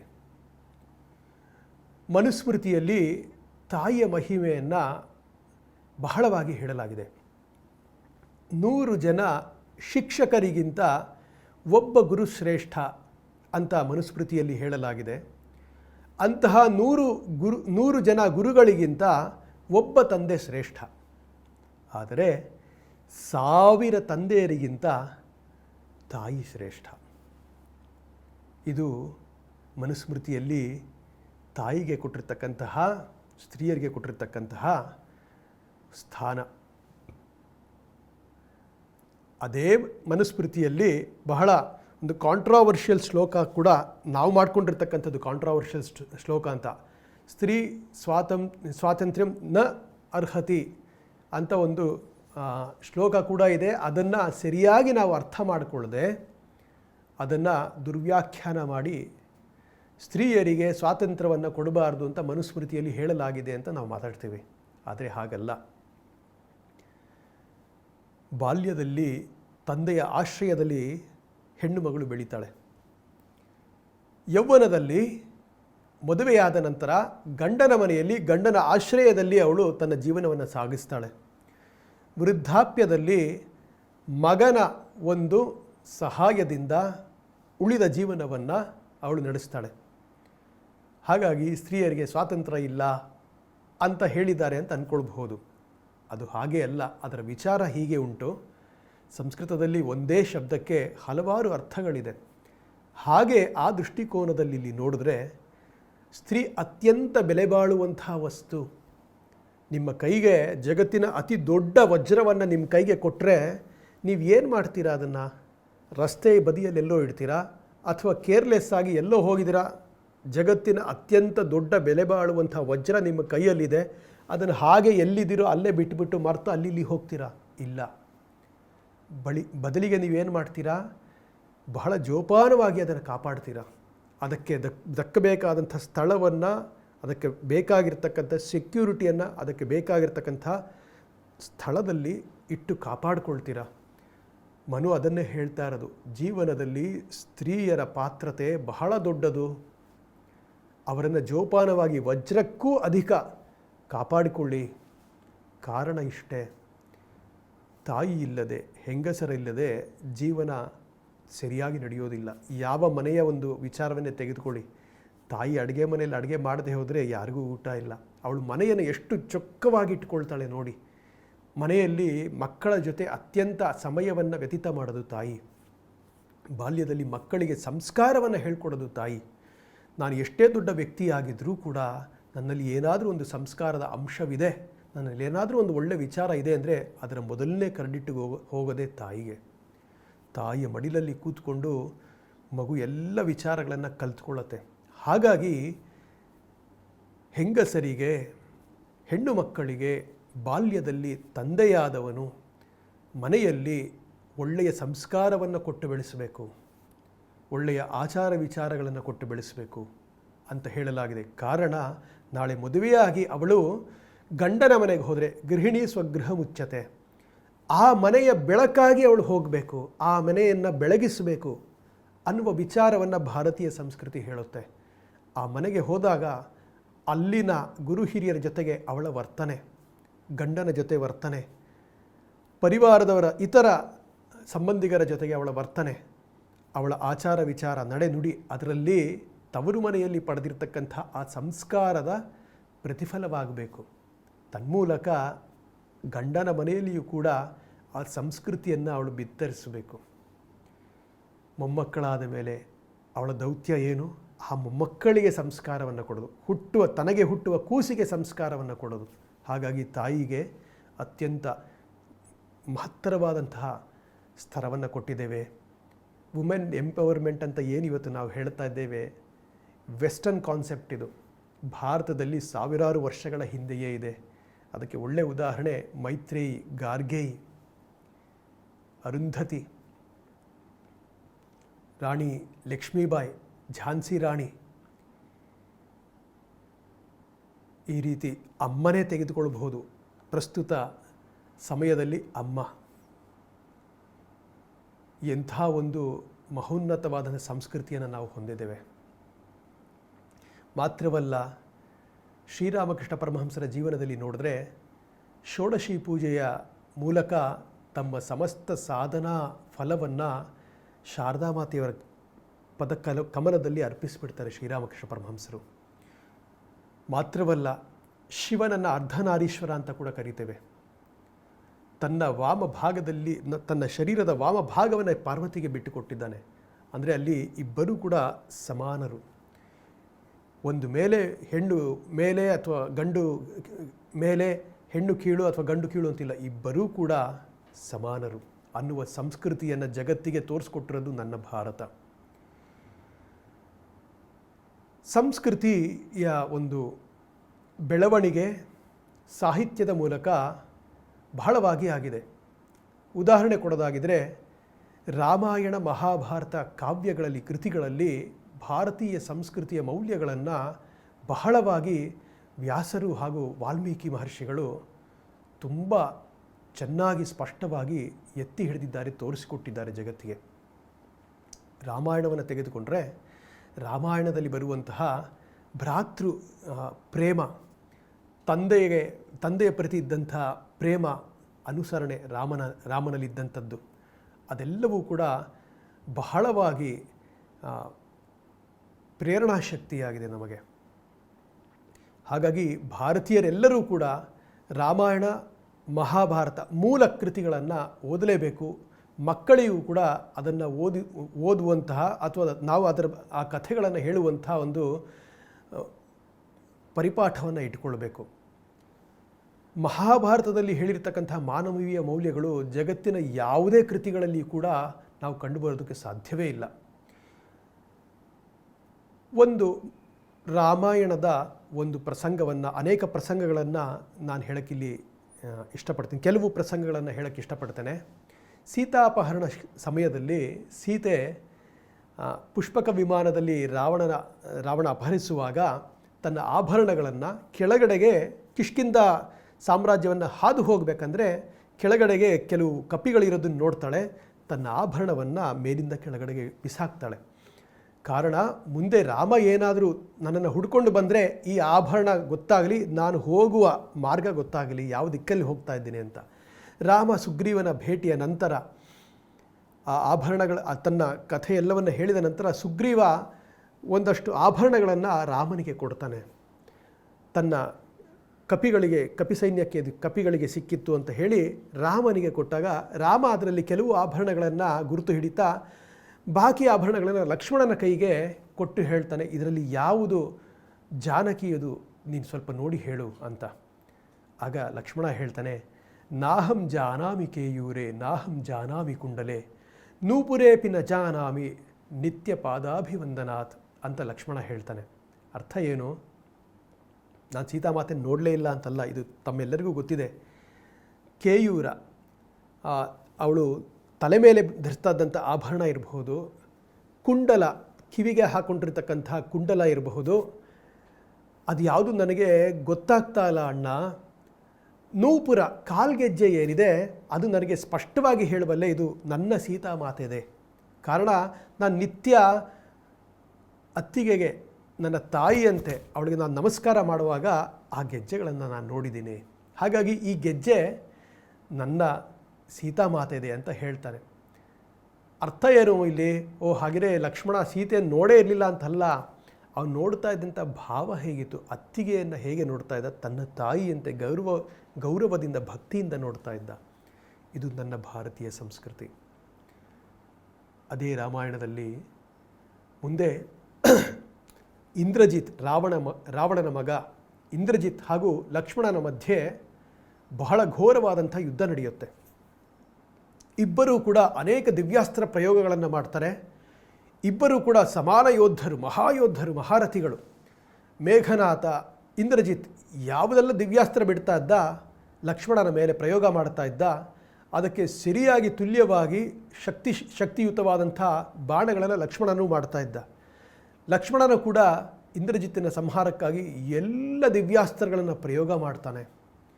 ಯಾವುದು ಕೂಡ ಪರಿಣಾಮ ಆಗೋದಿಲ್ಲ. ಕಡೆಗೆ ಅವನೇನು ಮಾಡ್ತಾನೆ, ಲಕ್ಷ್ಮಣ ಒಂದು ಸಾಧಾರಣ ಒಂದು ಬಾಣವನ್ನು ತೆಗೆದುಕೊಳ್ತಾ ಸಂಕಲ್ಪವನ್ನು ಮಾಡ್ತಾನೆ. ನನ್ನ ಅಣ್ಣ, ಅದು ಬಹಳ ಸುಂದರವಾದಂಥ ಶ್ಲೋಕ, ಧರ್ಮಾತ್ಮ ಸತ್ಯಸಂಧಶ್ಚ ರಾಮೋ ದಾಶರಥೇರ್ಯದಿ ಯುದ್ಧೇ ಚ ಅಪ್ರತಿದ್ವಂದ್ವ ಶರೇಣ ಜಹಿರಾವಣೀಂ ಅಂತ ಒಂದು ಸಂಕಲ್ಪವನ್ನು ಮಾಡ್ತಾ ಆ ಬಾಣವನ್ನು ಇಂದ್ರಜಿತ್ತಿನ ಮೇಲೆ ಪ್ರಯೋಗ ಮಾಡ್ತಾನೆ. ಅರ್ಥ ಏನು? ಆ ಸಾಧಾರಣ ಬಾಣವನ್ನು ಹಿಡ್ಕೊಂಡು ಲಕ್ಷ್ಮಣ ಹೇಳ್ತಾನಂತೆ ಮನಸ್ಸಿನಲ್ಲಿ, ನನ್ನ ಅಣ್ಣ ಧರ್ಮಾತ್ಮನಾಗಿದ್ದರೆ, ಸತ್ಯವನ್ನು ತನ್ನ ಜೀವನದಲ್ಲಿ ಚಾಚೂ ತಪ್ಪದೆ ಪಾಲಿಸಿದ್ದಲ್ಲಿ, ಮಾತ್ರವಲ್ಲ ದಶರಥನ ಮಗನಾಗಿ ಪಿತೃ ವಚನ ಪರಿಪಾಲಕನಾಗಿದ್ದಲ್ಲಿ, ಅವನಿಗೆ ಯುದ್ಧದಲ್ಲಿ ಅಪ್ರತಿದ್ವಂದ್ವ, ಅವನಿಗೆ ಸಮಾನವಾದಂಥ ಸಾಟಿ ಇಲ್ಲದಂಥ ಒಂದು ಶೌರ್ಯವನ್ನು ನನ್ನ ಅಣ್ಣ ಹೊಂದಿದ್ದಲ್ಲಿ, ಈ ಬಾಣ ಇಂದ್ರಜಿತ್ತನನ್ನು ಸಂಹಾರ ಮಾಡಬೇಕು ಅಂತ ಸಂಕಲ್ಪ ಮಾಡಿ ಬಾಣವನ್ನು ಪ್ರಯೋಗ ಮಾಡ್ತಾನೆ. ಆ ಬಾಣ ಇಂದ್ರಜಿತ್ತಿನ ಸಂಹಾರವನ್ನು ಮಾಡುತ್ತೆ. ವಾಸ್ತವದಲ್ಲಿ ರಾಮನ ಧರ್ಮ ಏನಿದೆ, ಧರ್ಮಶಕ್ತಿ ಏನಿದೆ, ಧರ್ಮ ಬುದ್ಧಿ ಏನಿದೆ, ಅದರ ಬಲದಿಂದ, ಆ ಸತ್ಯಸಂಧತೆಯ ಬಲದಿಂದ ಇಂದ್ರಜಿತ್ ಹತನಾಗ್ತಾನೆ.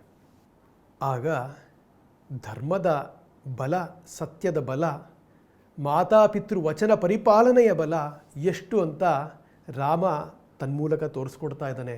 ಇದು ನನ್ನ ಭಾರತೀಯ ಸಂಸ್ಕೃತಿಯ ಬಲ. ತಂದೆ ತಾಯಿ ಮಾತು ಯಾತಕ್ಕೆ ಕೇಳಬೇಕು?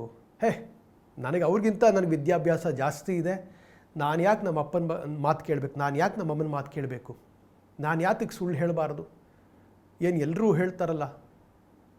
ಈ ಒಂದು ಸಣ್ಣ ಘಟನೆ ಸಾಕು. ಜೀವನದಲ್ಲಿ ಶ್ರೇಯಸ್ಸನ್ನು ಪಡಿಬೇಕು ಅಂದರೆ, ಸಕ್ಸಸ್ಫುಲ್ ಆಗಬೇಕು ಅಂದರೆ ತಂದೆ ತಾಯಿ ಮಾತು ಕೇಳಬೇಕು, ವಿನಯವಂತನಾಗಿರಬೇಕು. ಇನ್ನೊಂದು ಘಟನೆ ಕೂಡ ನನಗೆ ಜ್ಞಾಪಕ ಬರ್ತಾ ಇದೆ. How a master treats his servant is told very beautifully in Ramayana. ಮೇಘನಾಥನಿಂದ ಲಕ್ಷ್ಮಣನ ಮೇಲೆ ನಾಗಾಸ್ತ್ರ ಪ್ರಯೋಗ ಆಗಿದೆ, ಮೂರ್ಛಿತನಾಗಿದ್ದಾನೆ ಲಕ್ಷ್ಮಣ. ಸಂಜೀವಿನಿ ಪರ್ವತವನ್ನು ತಗೊಂಡು ಬರಬೇಕು. ಯಾರು ತರ್ತಾರೆ? ಯಾಕಂದರೆ ಕಾಲಾವಧಿ ಬಹಳ ಕಡಿಮೆ ಇದೆ. ಆ ಸೀಮಿತ ಅವಧಿಯಲ್ಲಿ ಲಕ್ಷ್ಮಣನಿಗೆ ಚಿಕಿತ್ಸೆಯನ್ನು ಕೊಡಲಿಲ್ಲ ಅಂದರೆ ಬಹಳ ಕಷ್ಟ. ಹಾಗಾಗಿ ಇಷ್ಟು ವೇಗದಲ್ಲಿ ಅಷ್ಟು ದೂರ ಕ್ರಮಿಸಿ ಆ ಒಂದು ಸಂಜೀವಿನಿಯನ್ನು ಯಾರು ತರ್ತಾರೆ ಎನ್ನುವ ಚೋದ್ಯ ಬಂದಾಗ ಹನುಮಾನ್ ಸ್ವಾಮಿ ಅದಕ್ಕೆ ಸೆಲೆಕ್ಟ್ ಆಗ್ತಾರೆ. ಹನುಮಾನ್ ಹೊರಡೋದಕ್ಕೆ ತಯಾರಿಯಾದಾಗ ರಾಮ ಹನುಮಂತನ ಹತ್ರ ಬಂದು ಹನುಮಂತನಿಗೆ ಹೇಳ್ತಾನೆ, ಇಲ್ಲಿಯ ತನಕ ನಾವು 4 ಸಹೋದರರು ಮಾತ್ರ ಇದ್ದಿದ್ದು, ನೀನು 5ನೇ ಸಹೋದರಪ್ಪ, ನನ್ನ ತಮ್ಮನಿಗೆ ಪ್ರಾಣ ಭಿಕ್ಷೆಯನ್ನು ಕೊಡು ಅಂತ ಹೇಳ್ತಾನೆ. ನೀನು ನನ್ನ 5ನೇ ಸಹೋದರ ಅಂತ. ನೋಡಿ ಎಷ್ಟು ಚೆನ್ನಾಗಿದೆ ನೋಡಿ. ತಾನು ಒಡೆಯ, ಆಂಜನೇಯ ರಾಮನ ದಾಸ. ಆದರೆ ಎಂದಿಗೂ ಕೂಡ ದರ್ಪದಿಂದ ಹೋಗಿ ತಗೊಂಬಾರ ಸಂಜೀವಿನಿ ಪರ್ವತ, ಇಷ್ಟು ಸಮಯದೊಳಗಡೆ ನೀನು ಬರಬೇಕು, ಬೇಗ ಹೋಗು ಅಂತ ಎಂದಿಗೂ ರಾಮ ಹೇಳಲಿಲ್ಲ. ಬದಲಿಗೆ ಏನು ಹೇಳ್ದ? ನನ್ನ ತಮ್ಮನ ಪ್ರಾಣ ಭಿಕ್ಷೆಯನ್ನು ಕೊಡು. ಇಷ್ಟು ದಿವಸ ನಾವು 4 ಜನ ಸಹೋದರರು ಮಾತ್ರ ಇದ್ವಿಪ್ಪ, ಇವತ್ತು ನೀನು ನನ್ನ 5ನೇ ಸಹೋದರ. ಎಷ್ಟು ಸೊಗಸಾಗಿದೆ ಆ ಮಾತುಗಳು, ಎಂಥ ಭಾವವಿರಬೇಕು ಅಂತ ಕೂಡ ರಾಮ ತೋರಿಸ್ಕೊಡ್ತಾ ಇದ್ದಾನೆ. ಇದು ಭಾರತೀಯ ಸಂಸ್ಕೃತಿ. ಮಾತ್ರವಲ್ಲ, ವಸುದೈವ ಕುಟುಂಬಕಂ ಅನ್ನುವ ಸಂಕಲ್ಪವೇನಿದೆ ಭಾರತದ್ದು, ಅದನ್ನು ರಾಮಾಯಣದಲ್ಲಿ ನಾವು ಬಹಳ ಸ್ಪಷ್ಟವಾಗಿ ನೋಡ್ತೀವಿ. ಎಲ್ಲ ಜೀವರಾಶಿಗಳು ರಾಮನಿಗೆ ಸಹಾಯವನ್ನು ಮಾಡುತ್ತೆ ಸೀತಾನ್ವೇಷಣೆಯಲ್ಲಿ. ಅವರೆಲ್ಲರ ಪ್ರತಿ ರಾಮನ ಭಾವನೆಯನ್ನು, ರಾಮ ನಡ್ಕೊಂಡ ರೀತಿಯನ್ನು ರಾಮಾಯಣದಲ್ಲಿ ಬಹಳ ಹೃದಯಂಗಮವಾಗಿ ವಾಲ್ಮೀಕಿ ಮಹರ್ಷಿಗಳು ಹೇಳಿದ್ದಾರೆ. ಮಾತ್ರವಲ್ಲ, ಇವತ್ತು ನಾವು ನ್ಯಾಷನಲಿಸಮ್, ರಾಷ್ಟ್ರಪ್ರೇಮದ ಬಗ್ಗೆ ಮಾತಾಡ್ತೀವಿ. ನಿಜವಾಗಿ ಹೇಳಬೇಕು ಅಂದರೆ ರಾಷ್ಟ್ರಪ್ರೇಮದ ಮೊದಲನ ಒಂದು ಆದರ್ಶವನ್ನು ನಾವು ನೋಡ್ತಾ ಇರೋದು ರಾಮಾಯಣದಲ್ಲೇ. ರಾವಣನ ಸಂಹಾರವಾಗತ್ತೆ. ಲಂಕಾಪುರಿ ಸ್ವರ್ಣಪುರಿ ಅಂತ ಹೇಳ್ತಾರೆ. ಚಿನ್ನ ಬೆಳ್ಳಿಯಿಂದ ಆಗಿರ್ತಕ್ಕಂಥದ್ದು, ಚಿನ್ನದಿಂದ ಗೋಡೆಗಳಿತ್ತು, ಸಂಪದ್ಭರಿತವಾಗಿತ್ತು, ಪ್ರಾಕೃತಿಕ ಸೌಂದರ್ಯ ಬಹಳವಾಗಿತ್ತು ಅಂತ.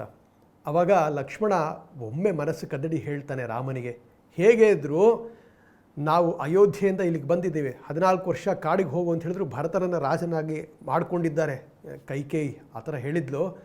ಇದು ಎಷ್ಟು ಸಂಪದ್ಭರಿತವಾಗಿದೆ, ಎಷ್ಟು ಸುಂದರವಾಗಿದೆ ಲಂಕೆ, ನಾವು ಯಾಕೆ ಅಣ್ಣ ಇಲ್ಲೇ ಇದ್ದುಬಿಟ್ಟು ರಾಜ್ಯಭಾರ ಮಾಡಬಾರ್ದು, ಯಾತಕ್ಕೆ ನಾವು ಅಯೋಧ್ಯೆಗೆ ವಾಪಸ್ ಹೋಗಬೇಕು ಅಂತ ಲಕ್ಷ್ಮಣ ಒಂದು ಮಾತನ್ನು ಹೇಳ್ತಾನೆ ರಾಮನಿಗೆ. ಆವಾಗ ರಾಮ ಹೇಳ್ತಾನೆ, ಇಲ್ಲಪ್ಪ, ಜನನಿ ಜನ್ಮಭೂಮಿಶ್ಚ ಸ್ವರ್ಗಾದಪಿ ಗರೀಯಸಿ ಅಂತ ಹೇಳ್ತಾನೆ. ಜನನಿ, ನನ್ನ ತಾಯಿ, ನನ್ನ ಮಾತೃಭೂಮಿ ಸ್ವರ್ಗಕ್ಕಿಂತಲೂ ಹಿರಿಯದಾದದ್ದು ಅನ್ನುವ ರಾಷ್ಟ್ರ ಪ್ರೇಮವನ್ನು ಅಲ್ಲಿ ರಾಮ ನಮಗೆ ತೋರಿಸ್ಕೊಡ್ತಾ ಇದ್ದಾನೆ. ತನ್ಮೂಲಕ ಮತ್ತೆ ಹೇಳ್ತೇನೆ, ಇದು ಭಾರತೀಯ ಸಂಸ್ಕೃತಿ. ಸಂಸ್ಕೃತಿ ಎಂದರೆ ಬೇಕಾದಂಥ, ಸಂಸ್ಕೃತಿಗೆ ಬಹಳ ಮುಖ್ಯವಾಗಿ ಬೇಕಾದಂಥ ಒಂದು ಅಂಶ ವಿನಯ. ಅಮ್ಮ ಯಾವಾಗಲೂ ಹೇಳ್ತಾರೆ, ಝೀರೋ ಆದ್ರೇ ಹೀರೋ ಆಗೋಕ್ಕೆ ಸಾಧ್ಯ ಅಂತ. ಮಾತ್ರ ಅಲ್ಲ, ಅಮ್ಮನ ಜೀವನದಲ್ಲಿಯೇ ನಾವು ನೋಡಿದ್ರೆ, ಅಮ್ಮ ವೇದಿಕೆಗೆ ಬಂದರೆ ಸಮಸ್ತರಿಗೂ ತಲೆಬಾಗಿ ನಮಸ್ಕಾರ ಮಾಡ್ತಾರೆ. ತಮ್ಮ ಸತ್ಸಂಗದಲ್ಲಿ ಪ್ರೇಮಸ್ವರೂಪಿಗಳೇ, ಆತ್ಮಸ್ವರೂಪಿಗಳೇ ಅಂತ ಹೇಳ್ತಾರೆ. ಅರ್ಥಾತ್ ಭಾರತೀಯ ಸಂಸ್ಕೃತಿ ವೇದವನ್ನು ಆಧಾರವಾಗಿ ಇಟ್ಕೊಂಡಿದೆ. ಯಾರನ್ನೂ ಕೂಡ ನಮ್ಮಿಂದ ಅನ್ಯರಾಗಿ ನಾವು ಕಾಣೋದಿಲ್ಲ. ಎಲ್ಲರಲ್ಲಿಯೂ ಕೂಡ ಭಗವಂತನ ಅಂಶವನ್ನು ಕಾಣ್ತೇವೆ. ಎಲ್ಲಿಯೂ ಕೂಡ ಅಸಮಾನತೆ ಇಲ್ಲ ಅನ್ನುವ ತತ್ವ. ರಾಮಾಯಣದ ಭರತನ ಮಗ ತಕ್ಷಕ, ಈತ ತಕ್ಷಶಿಲಾ ಎಂಬ ವಿಶ್ವವಿದ್ಯಾನಿಲಯವನ್ನು ನಿರ್ಮಿಸ್ತಾನೆ. ಇದು ಜಗತ್ತಿನ ಮೊಟ್ಟ ಮೊದಲ ವಿಶ್ವವಿದ್ಯಾನಿಲಯ. ಇಲ್ಲಿ 10,000 ವಿದ್ಯಾರ್ಥಿಗಳು ಅಧ್ಯಯನ ಮಾಡ್ತಾ ಇದ್ದರು. 64 ವಿದ್ಯೆಗಳಿಗೆ ಸಂಬಂಧಪಟ್ಟಂತಹ ಶಿಕ್ಷಣ ಇಲ್ಲಿ ದೊರೆಯುತ್ತಾ ಇತ್ತು. ಅರ್ಥಶಾಸ್ತ್ರ ಬರೆದ ಚಾಣಕ್ಯ ಇರಬಹುದು, ಚರಕ ಸಂಹಿತೆಯ ಕರ್ತೃ ಚರಕ ಮಹರ್ಷಿಗಳು, ಸಂಸ್ಕೃತ ಭಾಷೆಗೆ ವ್ಯಾಕರಣವನ್ನು ಬರೆದಂತಹ ಪಾಣಿನಿ ಮಹರ್ಷಿಗಳು, ಪಂಚತಂತ್ರವನ್ನು ಬರೆದ ವಿಷ್ಣು ಶರ್ಮ, ಮಗಧ ಸಾಮ್ರಾಜ್ಯದ ರಾಜವೈದ್ಯನಾದ ಬಿಂಬಿಕ, ಇಂಥ ಅನೇಕ ಮಹಾಋಷಿಗಳು ಭಾರತಕ್ಕೆ, ಜಗತ್ತಿಗೆ ಕೊಟ್ಟಂತಹ ವಿಶ್ವವಿದ್ಯಾನಿಲಯ ತಕ್ಷಶಿಲ. ಭಾರತೀಯ ಸಂಸ್ಕೃತಿಯಲ್ಲಿ ಅತ್ಯಂತ ಮಹತ್ವಪೂರ್ಣವಾದಂತಹ ಅಂಶವೆಂದರೆ ಗುರು ಶಿಷ್ಯ ಪರಂಪರೆ. ಉಪನಿಷತ್ತುಗಳು ಪ್ರಶ್ನೋತ್ತರಿಯ ರೂಪದಲ್ಲಿದೆ. ಯಾವ ಜ್ಞಾನವನ್ನು ಒಬ್ಬಾತ ಪಡೆದನೋ ಆ ಜ್ಞಾನವನ್ನು ತನ್ನಲ್ಲಿ ಮಾತ್ರ ಉಳಿಸಿಕೊಳ್ಳದೆ, ಆ ಜ್ಞಾನದ ಆರ್ಜನೆಯಲ್ಲಿ ತೊಡಗಿರತಕ್ಕಂತಹ ಇತರ ವ್ಯಕ್ತಿಗಳಿಗೆ ಆ ಜ್ಞಾನದಾನವನ್ನು ಮಾಡುವಂತಹ ವಿಶಾಲ ಮನಸ್ಸನ್ನು ಹೊಂದಂಥ ಈ ಪರಂಪರೆಯೇ ಗುರು ಶಿಷ್ಯ ಪರಂಪರೆ. ತಾನು ಯಾವುದನ್ನು ಗಳಿಸಿದ್ದೇನೆ ತನ್ನಲ್ಲಿಯೇ ಇಟ್ಟುಕೊಳ್ಳದೆ, ಅದನ್ನು ಪಡೆಯುವಂಥ ಇತರರಿಗೂ ಕೂಡ ಅದನ್ನು ಬೋಧಿಸುವಂತಹ ಈ ಒಂದು ಪರಂಪರೆ ಏನಿದೆ, ಇದನ್ನೇ ಗುರು ಪರಂಪರೆ ಅಂತ ನಾವು ಕರೀತೇವೆ. ಉಪನಿಷತ್ತುಗಳಲ್ಲಿ ಬ್ರಹ್ಮವಿದ್ಯೆಯ ಬಗ್ಗೆ, ಭಾರತೀಯ ಸಂಸ್ಕೃತಿಯ ಅತ್ಯಂತ ಮುಖ್ಯವಾದಂಥ ಅಂಶ ಮೋಕ್ಷ, ಅದಕ್ಕೆ ಪೂರಕವಾಗಿ ಪುರುಷಾರ್ಥಗಳನ್ನು ಹೇಳಿದ್ದಾರೆ. ಬ್ರಹ್ಮಚಾರಿ ನಿಷ್ಕಾಮಾಮೃತ ಚೈತನ್ಯ ಅವರು ಕಳೆದ ಕಂತಿನಲ್ಲಿ ಪುರುಷಾರ್ಥಗಳ ಬಗ್ಗೆ ವಿಸ್ತಾರವಾಗಿ ಮಾತನಾಡಿದ್ದಾರೆ. ಅದನ್ನು ತಮಗೆ ಕೇವಲ ಜ್ಞಾಪಿಸ್ತಾ, ಮೋಕ್ಷ ಪ್ರಾಪ್ತಿಗೆ ಪುರುಷಾರ್ಥಗಳು ಹೇಗೆ ಸಾಧಕವಾಗಿದೆ ಅನ್ನೋದನ್ನು ನನ್ನ ಭಾರತೀಯ ಸಂಸ್ಕೃತಿ ಹೇಳಿದೆ. ಮೋಕ್ಷವನ್ನು ಪಡೆಯುವುದಕ್ಕೆ ಆಧಾರ ಗ್ರಂಥ ವೇದ ಹಾಗೂ ವೇದದ ಅಂಗಗಳು ವೇದಾಂತಗಳು, ವೇದಾಂತದ ಭಾಗವಾಗಿ ಉಪನಿಷತ್ತಿನಲ್ಲಿ ಗುರು ಶಿಷ್ಯರ ಸಂವಾದವಿದೆ. ತನ್ಮೂಲಕ ಆತ್ಮಜ್ಞಾನವನ್ನು ಹೇಗೆ ಪಡಿಬಹುದು ಅಂತ ಅಲ್ಲಿ ಸ್ಪಷ್ಟವಾಗಿ ಹೇಳಲಾಗಿದೆ. ಅಮ್ಮ ನಮ್ಮ ಗುರು. ಭಾರತೀಯ ಸಂಸ್ಕೃತಿಯನ್ನು ಜಗತ್ತಿಗೆ ಹೇಗೆ ತೋರಿಸ್ಕೊಡ್ತಾ ಇದ್ದಾರೆ ಅಮ್ಮ ಅನ್ನುವ ಕೆಲವೊಂದು ವಿಚಾರಗಳನ್ನು ನಾನು ನಿಮ್ಮೊಂದಿಗೆ ಹಂಚಿಕೊಳ್ಳೋಕ್ಕೆ ಇಷ್ಟಪಡ್ತೇನೆ. ಅಮ್ಮ ಜನಿಸಿದ ಕುಟುಂಬದ ಹೆಸರು ಇಡಮನ್ನೇಲ್. ತಮಗೆ ಗೊತ್ತಿದೆ, ಅಮ್ಮನ ಜೀವನ ಚರಿತ್ರೆಯಲ್ಲಿ ಓದಿದ್ದೀರಾ. ಈ ಇಡಮನ್ನೇಲ್ ಮನೆತನದ ವೈಶಿಷ್ಟ್ಯವೇನು ಅಂದರೆ, ಕುಲದಲ್ಲಿ ಇವರು ಬೆಸ್ತರು. ಈ ಇಡಮನ್ನೇಲ್ ಮನೆಯವರು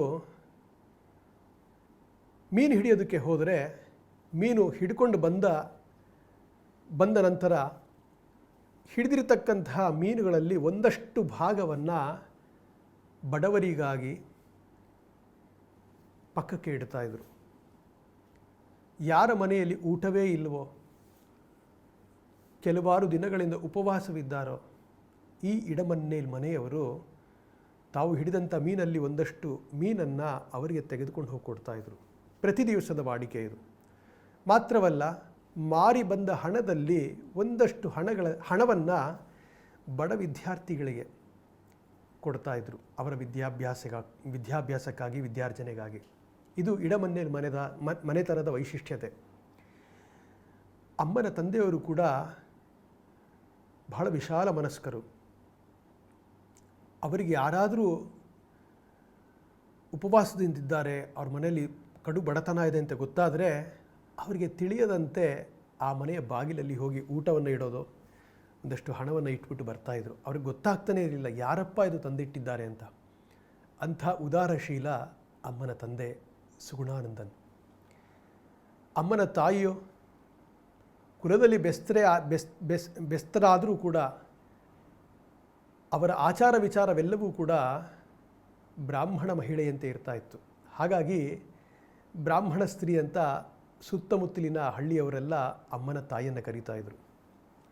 ಅಮ್ಮನ ತಾಯಿ ಸಕಲ ಜೀವರಾಶಿಗಳನ್ನು ತನ್ನ ಮಕ್ಕಳಂತಲೇ ನೋಡ್ತಾ ಇದ್ರು. ಅನೇಕ ಉಪವಾಸ ವ್ರತಗಳನ್ನು ಅಮ್ಮನ ತಾಯಿ ಮಾಡ್ತಾಯಿದ್ರು. ಅಮ್ಮನೇ ಹೇಳಿದಂಥ ಒಂದು ವಿಚಾರ, ಯಾವಾಗೆಲ್ಲ ಅವರು ಉಪವಾಸ ಮಾಡ್ತಾಯಿದ್ರು, ಅವರ ಉಪವಾಸ ಸಮಾಪ್ತಿಯ ಸಮಯಕ್ಕೆ ಸರಿಯಾಗಿ ಮನೆಯ ಮುಂದೆ ಇದ್ದಂಥ ಅಥವಾ ಮನೆಯ ಅಂಗಳದಲ್ಲಿ ಇದ್ದಂಥ ಯಾವುದಾದ್ರೂ ಒಂದು ತೆಂಗಿನ ಮರದಿಂದ ಎಳನೀರು ಬೀಳೋದಂತೆ. ಅವರು ಹೊರಗಡೆಗೆ ಬಂದರು, ಉಪವಾಸ ಮುಗಿಸುವಂಥ ಸಮಯ ಆಯಿತು ಅಂದರೆ ಆ ಉಪವಾಸ ಮುಗಿಸೋ ಒಂದು ಸಮಯದಲ್ಲಿ ಯಾವುದಾದ್ರೂ ಒಂದು ತೆಂಗಿನ ಮರದಿಂದ ಒಂದು ತೆಂಗಿನಕಾಯಿ ಅವರ ಪಾದ ಹತ್ರ ಬಂದು ಬೀಳೋದು. ದಮಯಂತಿ ಅಮ್ಮ ಅದನ್ನೇ ತೆಗೆದುಕೊಂಡು ತಮ್ಮ ಉಪವಾಸವನ್ನು ಸಮಾಪ್ತಿ ಮಾಡ್ತಾಯಿದ್ರು. ಮಾತ್ರವಲ್ಲ, ಅಮ್ಮನಿಗೆ ದಮಯಂತಿ ಅಮ್ಮ ಕೊಟ್ಟಂತಹ ಶಿಕ್ಷಣ ನಾವು ಅಮ್ಮನ ಸತ್ಸಂಗದಲ್ಲಿ ಕೂಡ ಕೇಳ್ತಾ ಇದ್ದೀವಿ. ಎಂಥ ಒಂದು ಸಂಸ್ಕಾರವನ್ನು ಕೊಟ್ಟಿದ್ದಾರೆ, ಎಂಥ ಒಂದು ಸಂಸ್ಕೃತಿಯನ್ನು ದಮಯಂತಿ ಅಮ್ಮ ತಮ್ಮ ಜೀವನದಲ್ಲಿ ಆಚರಿಸಿದ್ದಾರೆ, ತಮ್ಮ ಮಕ್ಕಳಿಗೆ ಕೊಟ್ಟಿದ್ದಾರೆ. ವಿಶೇಷವಾಗಿ ಅಮ್ಮನ ಬಾಯಿಂದ ನಾವು ಇದನ್ನು ಕೇಳ್ತೇವೆ. ನದಿಯಲ್ಲಿ ಸ್ನಾನಕ್ಕಾಗಿ ಇಳಿದಾಗ ಮೂತ್ರ ವಿಸರ್ಜನೆ ಮಾಡಬಾರ್ದು, ಕಾರಣ ನದಿ ದೇವಿ, ಆ ನದಿಯನ್ನು ಹೊಲಸು ಮಾಡಬಾರ್ದು ಅಂತ ಪುಟಾಣಿ ಸುಧಾಮಣಿಗೆ, ಅಮ್ಮನಿಗೆ ಅವರ ತಾಯಿ ಹೇಳ್ಕೊಡ್ತಾ ಇದ್ರಂತೆ. ಇದನ್ನು ನಾವು ಅಮ್ಮನ ಬಾಯಿಂದಲೇ ಕೇಳಿದ್ದೀವಿ. ಎಂಥ ಒಂದು ಸಂಸ್ಕೃತಿ ನೋಡಿ, ಎಂಥ ಒಂದು ದೃಷ್ಟಿಕೋನ ನೋಡಿ ಭಾರತೀಯರು, ನಮ್ಮ ಸನಾತನ ಭಾರತೀಯರದು. ನದಿಯನ್ನು ಕೂಡ ದೇವಿಯಾಗಿ ನಾವು ನೋಡ್ತೇವೆ. ಪರ್ವತಗಳನ್ನು ಕೂಡ, ಗಿಡ ಮರಗಳ ಪಕ್ಷಿಗಳನ್ನು ಕೂಡ, ಎಲ್ಲ ಜೀವರಾಶಿಯನ್ನು ಕೂಡ ನಾವು ದೇವರಾಗಿ ಕಾಣ್ತೇವೆ. ಸೊ ಈ ಒಂದು ಭಾವ ಚಿಕ್ಕ ಸುಧಾಮಣಿಯ ಮನಸ್ಸಿನಲ್ಲಿ, ಪುಟ್ಟ ಸುಧಾಮಣಿಯ ಮನಸ್ಸಿನಲ್ಲಿ ತಾಯಿ ದಮಯಂತಿ ಆಗಲೇ ಮೂಡಿಸಿದ್ಲು. ಹಾಗಾಗಿ ಅಮ್ಮ ಯಾವಾಗೆಲ್ಲ ನದಿಯಲ್ಲಿ ಇಳಿತಾ ಇದ್ರು, ಮೂತ್ರ ವಿಸರ್ಜಿಸಲು ಅವರಿಗೆ ಮನಸ್ಸಾದಾಗಲೂ ಕೂಡ ತಾಯಿ ಹೇಳಿದ್ದಾರೆ, ಇದು ದೇವಿಯ ಶರೀರದಲ್ಲಿ ನಾನು ಇಳಿದಿದ್ದೀನಿ, ದೇವಿಯಲ್ಲಿ ನಾನು ಇಳಿದಿದ್ದೇನೆ, ಅವಳನ್ನ ಅಪವಿತ್ರ ಮಾಡಬಾರ್ದು, ಹೊಲಸು ಮಾಡಬಾರ್ದು ಅನ್ನುವ ಮನೋನಿಯಂತ್ರಣ ಶಕ್ತಿ ಅಮ್ಮನಿಗೆ ಬರ್ತಾಯಿತ್ತು ಅಂತ ಅಮ್ಮ ಹೇಳಿದ್ದಾರೆ. ಮಾತ್ರವಲ್ಲ, ಹೊಸ್ತಿಲನ್ನು ತುಳಿಬಾರದು. ಯಾಕಂದರೆ ಹೊಸ್ತಿಲಲ್ಲಿಯೂ ಕೂಡ ಭಗವಂತನಿದ್ದಾನೆ. ನಾವು ನಮ್ಮ ಅನೇಕ ಮನೆಗಳಲ್ಲಿ ನಾವು ಇದನ್ನು ಪಾಲನೆ ಮಾಡ್ತೇವೆ. ಹೊಸ್ತಿಲು ತುಳಿದ್ರೆ ಅದನ್ನು ಬಗ್ಗಿ ನಮಸ್ಕರಿಸ್ತೇವೆ. ಅಮ್ಮ ಹೇಳ್ತಾ ಇದ್ರು, ನ್ಯೂಸ್ ಪೇಪರ್ ಅಥವಾ ಯಾವುದೋ ಒಂದು ಬೇಡದ ಒಂದು ಕಾಗದ ತುಂಡಲ್ಲಿದ್ದರೆ ಅದೇನಾದರೂ ಅಮ್ಮ ತುಳಿದು ಬಿಟ್ಟರೆ ದಮಯಂತಿ ಅಮ್ಮ ಅವಾಗ ಹೇಳ್ತಾ ಇದ್ರಂತೆ, ಬಗ್ಗಿ ನಮಸ್ಕಾರ ಮಾಡು, ಆ ಕಾಗದದಲ್ಲಿ ಸರಸ್ವತಿ ಇದ್ದಾಳೆ. ಕಾಗದ ಅಂದರೆ ಸರಸ್ವತಿ, ವಿದ್ಯೆ, ಅದು ಏನೇ ಬರೆದಿರಲಿ ಅದು ವಿದ್ಯೆ, ನಮಸ್ಕಾರ ಮಾಡು ಅನ್ನುವ ಸಂಸ್ಕೃತಿಯನ್ನು ಅಮ್ಮನಿಗೆ ಗೊತ್ತಿದ್ರೂ ಕೂಡ ದಮಯಂತಿ ಜಗತ್ತಿಗೆ ಅಮ್ಮನ ಮೂಲಕ ತಂದೆ ತಾಯಾದವರು ಹೇಗಿರಬೇಕು ಅಂತ ತೋರಿಸ್ಕೊಡ್ತಾಯಿದ್ರು. ಮಾತ್ರವಲ್ಲ, ಮನೆಯಲ್ಲಿ ಹಸುಗಳು ಇರ್ತಾ ಇತ್ತು. ಹಸುಗಳಿಗೆ ಅಕ್ಕಪಕ್ಕದ ಮನೆಯ ತರಕಾರಿ ಅವಶೇಷಗಳು, ಊಟ ಅವಶೇಷಗಳನ್ನು ಕ್ಯಾಟಲ್ ಫೀಡಾಗಿ ತರೋದಕ್ಕೆ ಅಮ್ಮನನ್ನೇ ಕಳಿಸ್ತಾ ಇದ್ರಂತೆ. ಆವಾಗ ಮಾತ್ರ ಅಲ್ಲ, ಹಳ್ಳಿಯ ನಿಮಗೆ ಪರಿಸರ ಗೊತ್ತಿದ್ದರೆ, ಹಿಂದಿನ ಕಾಲದಲ್ಲಿ ಯಾರೂ ಕೂಡ ತಮ್ಮ ಮನೆಯಲ್ಲಿ ಬೆಂಕಿಪಟ್ಟಣ ಬಳಕೆ ಮಾಡ್ತಾ ಇರಲಿಲ್ಲ. ಯಾಕೆ ಅಂದರೆ ಅಕ್ಕಪಕ್ಕದ ಮನೆಯಲ್ಲಿ ದೀಪ ಪ್ರಜ್ವಲಿತವಾಗಿದ್ದರೆ ತಮ್ಮ ಹಣತೆಯನ್ನು ತೆಗೆದುಕೊಂಡು ಹೋಗಿ ತಗೊಂಡು ಬರ್ತಾಯಿದ್ರು, ಅದನ್ನು ಕಾಪಾಡಿಕೊಳ್ತಾಯಿದ್ರು. ಹಾಗಾಗಿ ಅನೇಕ ಬಾರಿ ಪುಟ್ಟ ಸುಧಾಮಣಿಯನ್ನು ನೆರೆಹೊರೆಯ ಮನೆಗಳಿಗೆ ದೀಪವನ್ನು ತರಲು, ಈ ತರಕಾರಿ ತ್ಯಾಜ್ಯಗಳನ್ನು ತರಲು ಕಳಿಸ್ತಾಯಿದ್ರು. ತರುವ ಸಂದರ್ಭದಲ್ಲಿ ಪುಟ್ಟ ಸುಧಾಮಣಿಗೆ ದಮಯಂತಿ ಅಮ್ಮ ಹೇಳ್ತಾ ಇದ್ರಂತೆ, ಹಾಗೆ ತರಬಾರ್ದು, ಅದನ್ನು ಪಡೆಯೋದಕ್ಕೆ ಮುಂಚೆ ಅವರ ಅಡುಗೆ ಮನೆಗೆ ಹೋಗು. ಅಡುಗೆ ಮನೆಯಲ್ಲಿ ಏನಾದರೂ ಪಾತ್ರೆ ತೊಳಿದೆ ಹಾಗೆ ಇದ್ದರೆ ಬಚ್ಚಲಲ್ಲಿ ಅದನ್ನು ನೀನು ತೊಳ್ಕೊಡ್ಬೇಕು. ಅಕಸ್ಮಾತ್ ತೊಳೆದ್ಬಿಟ್ಟಿದ್ರಾ, ಮನೇಲಿ ಏನೋ ಕಸ ಕಂಡ್ರೆ ಅದನ್ನು ಕ್ಲೀನ್ ಮಾಡು, ಮನೆಯ ಅಂಗಳವನ್ನು ಕ್ಲೀನ್ ಮಾಡು. ಏನಾದರೂ ಆ ಮನೆಯವರಿಗೆ ಏನೋ ಸೇವೆಯನ್ನು ಮಾಡಿನೇ ನೀನು ನಂತರ ನಮಗೆ ಬೇಕಾಗಿರತಕ್ಕಂಥದ್ದನ್ನು ತರಬೇಕು ಅನ್ನುವ ಸಂಸ್ಕೃತಿಯನ್ನು, ವಿಚಾರವನ್ನು ದಮಯಂತಿ ಅಮ್ಮ ನಮಗೆ ಅಮ್ಮನ ಮೂಲಕ ತೋರಿಸ್ಕೊಡ್ತಾ ಇದ್ದಾರೆ. ಮಾತ್ರವಲ್ಲ, ಮನೆಗೆ ಅತಿಥಿಗಳು ಬಂದರೆ ಮೊದಲು ಅವರಿಗೆ ಊಟ. ಮಕ್ಕಳಿದ್ದಾರೆ, 7 ಮಕ್ಕಳಿದ್ದಾರೆ ದಮಯಂತಿ ತಾಯಿಗೆ, ಪುಟಾಣಿ ಮಕ್ಕಳು. ಅವರಿಗೆ ನಂತರವೇ ಅತಿಥಿಗಳು ಬಂದು ಅವರ ಸತ್ಕಾರವಾದ ನಂತರವೇ ಮಕ್ಕಳಿಗೆ ಕೊಡ್ತಾ ಇದ್ದಿದ್ದು. ಅತಿಥಿ ದೇವೋ ಭವ. ಅಮ್ಮ ಹೇಳ್ತಾಯಿದ್ರು, ಪ್ರತಿ ದಿವಸ ಮಧ್ಯಾಹ್ನ 1 ಹಿಡಿ ಅಕ್ಕಿ ಜಾಸ್ತಿ ಹಾಕ್ತಾಯಿದ್ರಂತೆ ಅಡುಗೆ ಮಾಡಬೇಕಂದ್ರೆ. ಕಾರಣ, ಪುಟ್ಟ ಸುಧಾಮಣಿಯನ್ನು ಅನೇಕ ಮಕ್ಕಳನ್ನ ಕಳಿಸ್ತಾ ಇದ್ರು. ತನ್ನ ಮಕ್ಕಳಲ್ಲಿ ಯಾರೋ ಒಬ್ಬರನ್ನ ದಮಯಂತಿ ಅಮ್ಮ ಕಳಿಸ್ತಾ ಇದ್ರು. ಹಾಗೆ ಅಮ್ಮನನ್ನು ಕೂಡ ಹಲವಾರು ಬಾರಿ ನೆರೆಹೊರೆಗೆ ಹೋಗಿ ಯಾರಾದರೂ ಹಸಿದುಕೊಂಡಿದ್ದಾರಾ, ನಾವು ಊಟ ಮಾಡುವ ಸಂದರ್ಭದಲ್ಲಿ ಎಷ್ಟೋ ಜನರಿಗೆ ಊಟನೇ ಇರೋದಿಲ್ಲ. ಎಂಥ ಭಾವ ನೋಡಿ ದಮಯಂತಿ ತಾಯಿದು. ನಾವು ಎಂಥ ಭಾವನೆ ಹೊಂದಿರಬೇಕು ಅಂತ ತೋರಿಸ್ಕೊಡ್ತಾ ಇದ್ದಾರೆ. ನಾವು ಊಟ ಮಾಡುವಾಗ ಹಸಿದವರ ಬಗ್ಗೆಯೂ ನಾವು ನೆನೆಸ್ಕೊಳ್ಬೇಕು. ಇದು ಭಾರತೀಯ ಸಂಸ್ಕೃತಿ. ಅವರಿಗೆ ಭಗವಂತನಲ್ಲಿ ನಾವು ಕೊಡೋಕ್ಕಾಗದೇ ಇರೋ ಅಟ್ಲೀಸ್ಟ್ ಅವರಿಗೆ ಭಗವಂತ ಈ ಹೊತ್ತಿನ ಊಟ ಅವರಿಗೆ ದಕ್ಕಲಿ ಅಂತನಾದರೂ ಪ್ರಾರ್ಥಿಸಬೇಕು. ದಮಯಂತಿ ದೇವಿ ಹಾಗೆ ಮಾಡ್ತಾಯಿದ್ರು. ಮಧ್ಯಾಹ್ನದ ಸಂದರ್ಭದಲ್ಲಿ ಅನೇಕ ಬಾರಿ ಅಮ್ಮನನ್ನು ನೆರೆಹೊರೆಗೆ ಕಳಿಸಿ, ಅಲ್ಲಿ ಹೋಗಿ ಯಾರ ಹಸ್ತಿದ್ದಾರಾ ನೋಡ್ಕೊಂಡು ಬಾ ಅಂತ ಹೇಳಿ ಕಳಿಸಿ, ಅವರನ್ನು ಯಾರ ಇದರಲ್ಲಿ ಅವರಿಗೆ ಊಟವನ್ನು ಕೊಟ್ಟು ನಂತರ ಮಕ್ಕಳಿಗೆ ಊಟ ಹಾಕ್ತಾಯಿದ್ರು. ಈ ರೀತಿ ಅನೇಕ ಭಾರತೀಯ ಮೌಲ್ಯಗಳನ್ನು ಪುಟ್ಟ ವಯಸ್ಸಿನಲ್ಲೇ ದಮಯಂತಿ ದೇವಿ ತನ್ನ ಮಕ್ಕಳಿಗೆ ಕೊಟ್ಟಿದ್ದಾರೆ. ಅಮ್ಮ ಭಾರತೀಯ ಸಂಸ್ಕೃತಿಯ ಪ್ರತಿರೂಪ. ಅಮ್ಮನ ನಡೆ ನುಡಿ, ಅಮ್ಮನ ಮಾತುಗಳು ಎಲ್ಲವೂ ಭಾರತೀಯ ಸಂಸ್ಕೃತಿಯನ್ನು ಎತ್ತು ತೋರಿಸ್ತಾ ಇದೆ, ಹೊರಸೂಸ್ತಾ ಇದ್ದಾರೆ. ಅಮ್ಮ ಇಸ್ ಓವರ್ಫ್ಲೋಯಿಂಗ್ ಇನ್ ಅಮ್ಮ. ಕಡೆದಾಗಿ 2 ಘಟನೆಯನ್ನು ಹೇಳಿ ನಾನು ಮುಕ್ತಾಯ ಮಾಡ್ತೇನೆ. ಸುನಾಮಿ ಬಂದ ಸಂದರ್ಭ, ಅಮ್ಮನ ಅಮೃತಪುರಿ ಗ್ರಾಮದಲ್ಲಿ ಅನೇಕರು ಉಟ್ಟ ಬಟ್ಟೆಯಲ್ಲಿ ಬಂದಿದ್ದಾರೆ ಮನೆಯಿಂದ ಹೊರಗಡೆಗೆ. ಅನೇಕ ಜನರ ಮನೆ, ಗುಡಿಸಲು ಮನೆ ಇತ್ತು, ಕೆಲವ್ರದ್ದು ಕಾಂಕ್ರೀಟ್ ಮನೆ ಇತ್ತು, ಎಲ್ಲವೂ ನೀರಲ್ಲಿ ಕೊಚ್ಕೊಂಡು ಹೋಗ್ಬಿಡ್ತು. ಅವರೆಲ್ಲ ವಸ್ತುಗಳು ಕಳ್ಕೊಂಡ್ಬಿಟ್ರು. ಉಟ್ಟ ಬಟ್ಟೆಯಲ್ಲಿ ಅವರು ನಮ್ಮ ಆಯುರ್ವೇದ ಕಾಲೇಜ್ ಇರಬಹುದು, ನಮ್ಮ ಇಂಜಿನಿಯರಿಂಗ್ ಕಾಲೇಜಲ್ಲಿ ಇರಬಹುದು, ಅಲ್ಲಿ ಆಶ್ರಯವನ್ನು ಪಡೆದಿದ್ರು. ಅಮ್ಮ ಅನೇಕ ಹೆಣ್ಣು ಮಕ್ಕಳು, ಪುಟಾಣಿ ಮಕ್ಕಳು, ದೊಡ್ಡವರು ಕೂಡ, ಗಂಡಸರು ಕೂಡ ಆ ಒದ್ದೆ ಬಟ್ಟೆನಲ್ಲೇ ಇದ್ದಾರೆ ಅಂಥೇಳಿ ವಸ್ತ್ರದಾನ ಮಾಡಬೇಕು ಅಂಥೇಳಿ ಹೊಸ ಬಟ್ಟೆಗಳನ್ನು, ಹಾಗೂ ತಮಗೆಲ್ಲರಿಗೂ ನೆನಪಿರುತ್ತೆ, ಭಾರತದಾದ್ಯಂತ ಅಮ್ಮನ ಮಕ್ಕಳು ಅವರು ಮನೆಯಿಂದ ಅನೇಕ ಬಟ್ಟೆಗಳನ್ನು, ವಸ್ತ್ರಗಳನ್ನು ಅಮೃತಪುರಿಗೆ ಕಳಿಸಿಕೊಟ್ಟಿದ್ರು. ಮಾತ್ರವಲ್ಲ, ಆಶ್ರಮವು ಕೂಡ ಅನೇಕ ಹೊಸ ಬಟ್ಟೆಗಳನ್ನು ಇವರಿಗಾಗಿ, ನಿರಾಶ್ರಿತರಿಗಾಗಿ ಖರೀದಿ ಮಾಡಿತ್ತು, ಅವರಿಗೆ ವಿತರಿಸುವ ಒಂದು ಸಂದರ್ಭ. ಕೆಲವೊಂದು ಬ್ರಹ್ಮಚಾರಿಣಿಯರಿಗೆ ಅಮ್ಮ ಈ ಒಂದು ಜವಾಬ್ದಾರಿಯನ್ನು ಕೊಟ್ಟಿದ್ದಾರೆ. ಹಾಗೆ ಆಯುರ್ವೇದ ನಮ್ಮ ಹಾಸ್ಪಿಟ್ಲ್ ಏನಿದೆ ಅಮೃತಪುರಿಯ ಆಚೆ ದಡದಲ್ಲಿ, ಅಲ್ಲಿ ಅನೇಕ ಮಹಿಳೆಯರು ಕುಟುಂಬ ಸಮೇತರಾಗಿ ಅಲ್ಲಿದ್ದಾರೆ. ಬಟ್ಟೆಯನ್ನು ವಿತರಿಸ್ತಾ ಇದ್ದಾರೆ, ಬಹಳಷ್ಟು ಜನ ಇದ್ದಾರೆ. ವಿತರಿಸ್ತಾ ಏನಾಯಿತು, ಅಲ್ಲಿ ಹಲವಾರು ಬಗೆಯ ಬಟ್ಟೆಗಳಿತ್ತು. ಹೊಸದು, ಸ್ವಲ್ಪ ಯೂಸ್ ಮಾಡಿರ್ತಕ್ಕಂಥದ್ದು, ಆ ರೀತಿ ಬಟ್ಟೆಗಳು ಅದು ಬೇರೆ ಬೇರೆ ಭಾಗಗಳಲ್ಲಿ ಇಟ್ಟಿದ್ದರು. ಹೀಗೆ ಕೊಡ್ತಾ ಒಂದು ಬ್ರಹ್ಮಚಾರಿಣಿ ಬೆಳಿಗ್ಗೆಯಿಂದ ಸಂಜೆ ತನಕ ಅಲ್ಲಿ ವಿತರಿಸಬೇಕಂದ್ರೆ ಒಂದು ಹೆಂಗಸನ್ನು ಗಮನಿಸಿದ್ಲು. ಆ ಹೆಂಗಸು ಅನೇಕ ಬಾರಿ ಕ್ಯೂನಲ್ಲಿ ಬಂದು ನಿಂತ್ಕೊಂಡಿದ್ದಾಳೆ, ನೋಡ್ತಾಳೆ, ಹೊರಟೋಗ್ತಾಳೆ ವಾಪಸ್ಸು, ಮತ್ತೆ ಬರ್ತಾಳೆ, ಹೊರಟೋಗ್ತಾಳೆ ವಾಪಸ್ಸು. ವಸ್ತ್ರವನ್ನು ಪಡೆಯೋಕ್ಕೆ ಬರ್ತಾ ಇಲ್ಲ. ಬೆಳಿಗ್ಗೆಯಿಂದ ಸಂಜೆ ತನಕ ಅಲ್ಲೇ ಕೂತಿದ್ದಾಳೆ. ಆಲ್ಮೋಸ್ಟ್ ಮುಗೀತು, ವಸ್ತ್ರದಾನ ಮುಗೀತು. ಒಬ್ಬಳು ಹೆಂಗಸು ಮತ್ತೊಬ್ಬಳು ಹೆಂಗಸು ಈ ಹೆಂಗಸಿನ ಕೈಯನ್ನು ಹಿಡ್ಕೊಂಡು ದರ ಎಳ್ಕೊಂಡು ಬಂದು ಈ ಬ್ರಹ್ಮಚಾರಿಣಿಯ ಮುಂದೆ ನಿಲ್ಲಿಸಿ, ನೋಡಿ ಬೆಳಿಗ್ಗೆಯಿಂದ ಇಲ್ಲೇ ಕೂತಿದ್ದಾಳೆ, ನೀನು ಬಾ ತಗೋ ಅಂತ ಹೇಳಿದ್ರೆ ತಗೊಳ್ತಾ ಇಲ್ಲ, ಇವಳು ಎಲ್ಲ ಕಳ್ಕೊಂಡು ಬಿಟ್ಟಿದ್ದಾಳೆ, ಉಟ್ಟ ಬಟ್ಟೆಯಲ್ಲಿದ್ದಾಳೆ, 3 ದಿವಸ ಆಯಿತು ಅದೇ ಬಟ್ಟೆನಲ್ಲಿದ್ದಾಳೆ, ಅಮ್ಮ ಇಲ್ಲಿ ಕೊಡ್ತಾ ಇದ್ದಾರೆ ತಗೋ ಬಾ ಅಂದರೆ ತಗೊಳ್ತಾ ಇಲ್ಲ ನೋಡಿ ಅಂತ. ಸೊ ಈ ಬ್ರಹ್ಮಚಾರಿಣಿ ನೋಡಿದ್ಲು, ಅಮ್ಮ ಎಲ್ಲ ಇಲ್ಲಿ ಮುಗಿದು ಹೋಗಿದೆ, ಬೇರೆ ಒಂದು ನಿರಾಶ್ರಿತರ ಕೇಂದ್ರದಲ್ಲಿ ನಾವು ಕೊಡ್ತಾ ಇದ್ದೀವಿ, ಅಲ್ಲಿಂದ ನಾನು ತಂದು ಕೊಡ್ತೇನೆ, ನಾನು ಅದ್ರ ತನಕ ನೀವು ಇಲ್ಲೇ ಇರಿ, ಕೂತ್ಕೊಳ್ಳಿ, ನೀವೆಲ್ಲೂ ಹೋಗಬೇಡಿ, ನಾನು ಅದನ್ನು ನಾಳೆ ನಿಮಗೆ ವ್ಯವಸ್ಥೆ ಮಾಡ್ತೇನೆ, ತಂದು ಕೊಡ್ತೇನೆ ಅಂತ ಆ ಬ್ರಹ್ಮಚಾರಿಣಿ ಹೇಳಿದ್ಲು.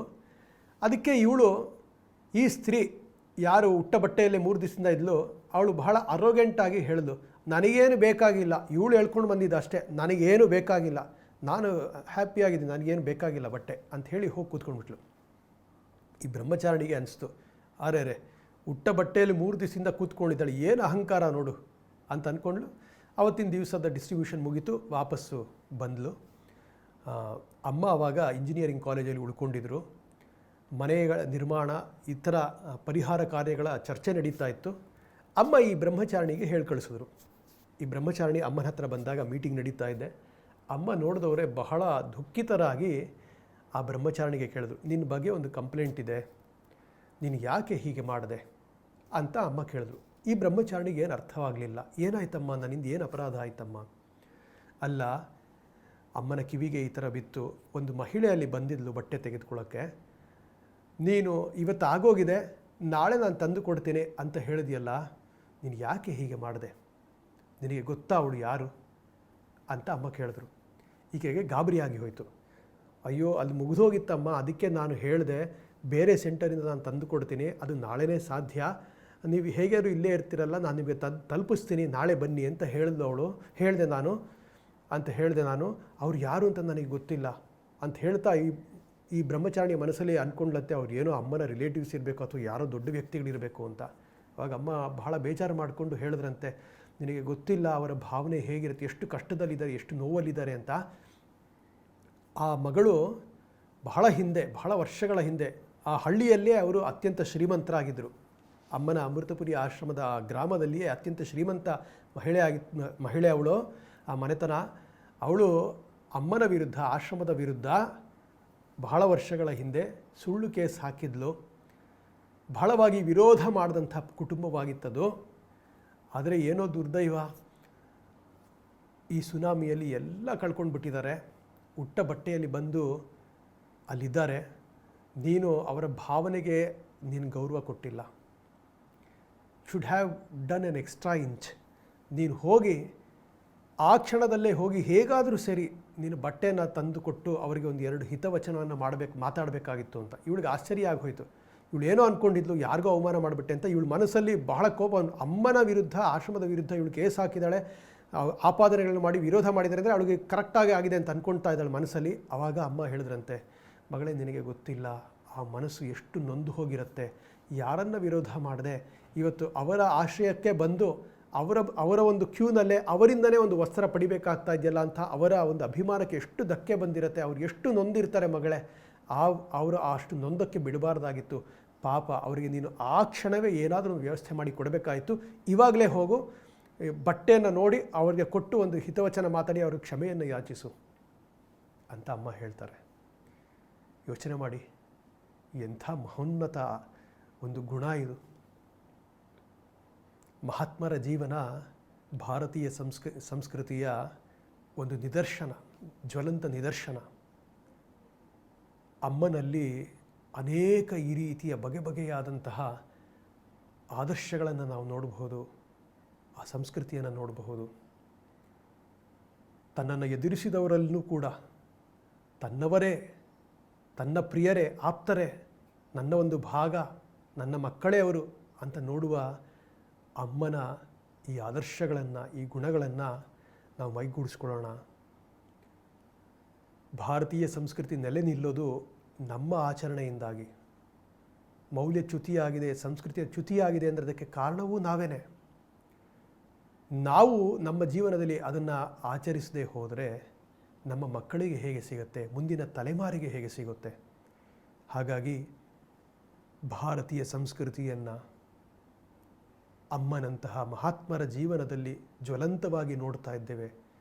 ಅದನ್ನು ನಾವು ಮೈಗೂಡಿಸಿಕೊಳ್ತಾ ನಮ್ಮ ಜೀವನದಲ್ಲಿ ಭಾರತೀಯ ಪರಂಪರೆಯನ್ನು, ಭಾರತೀಯ ಸಂಸ್ಕೃತಿಯನ್ನು ಅಳವಡಿಸ್ಕೊಳ್ತಾ, ಆಚರಿಸ್ತಾ, ಮುಂದಿನ ತಲೆಮಾರಿಗೆ ಅದನ್ನು ಪ್ರಸರಿಸ್ತಾ ನಮ್ಮ ಜೀವನವನ್ನು ಸಾರ್ಥಕ ಮಾಡಿಕೊಳ್ಳೋಣ.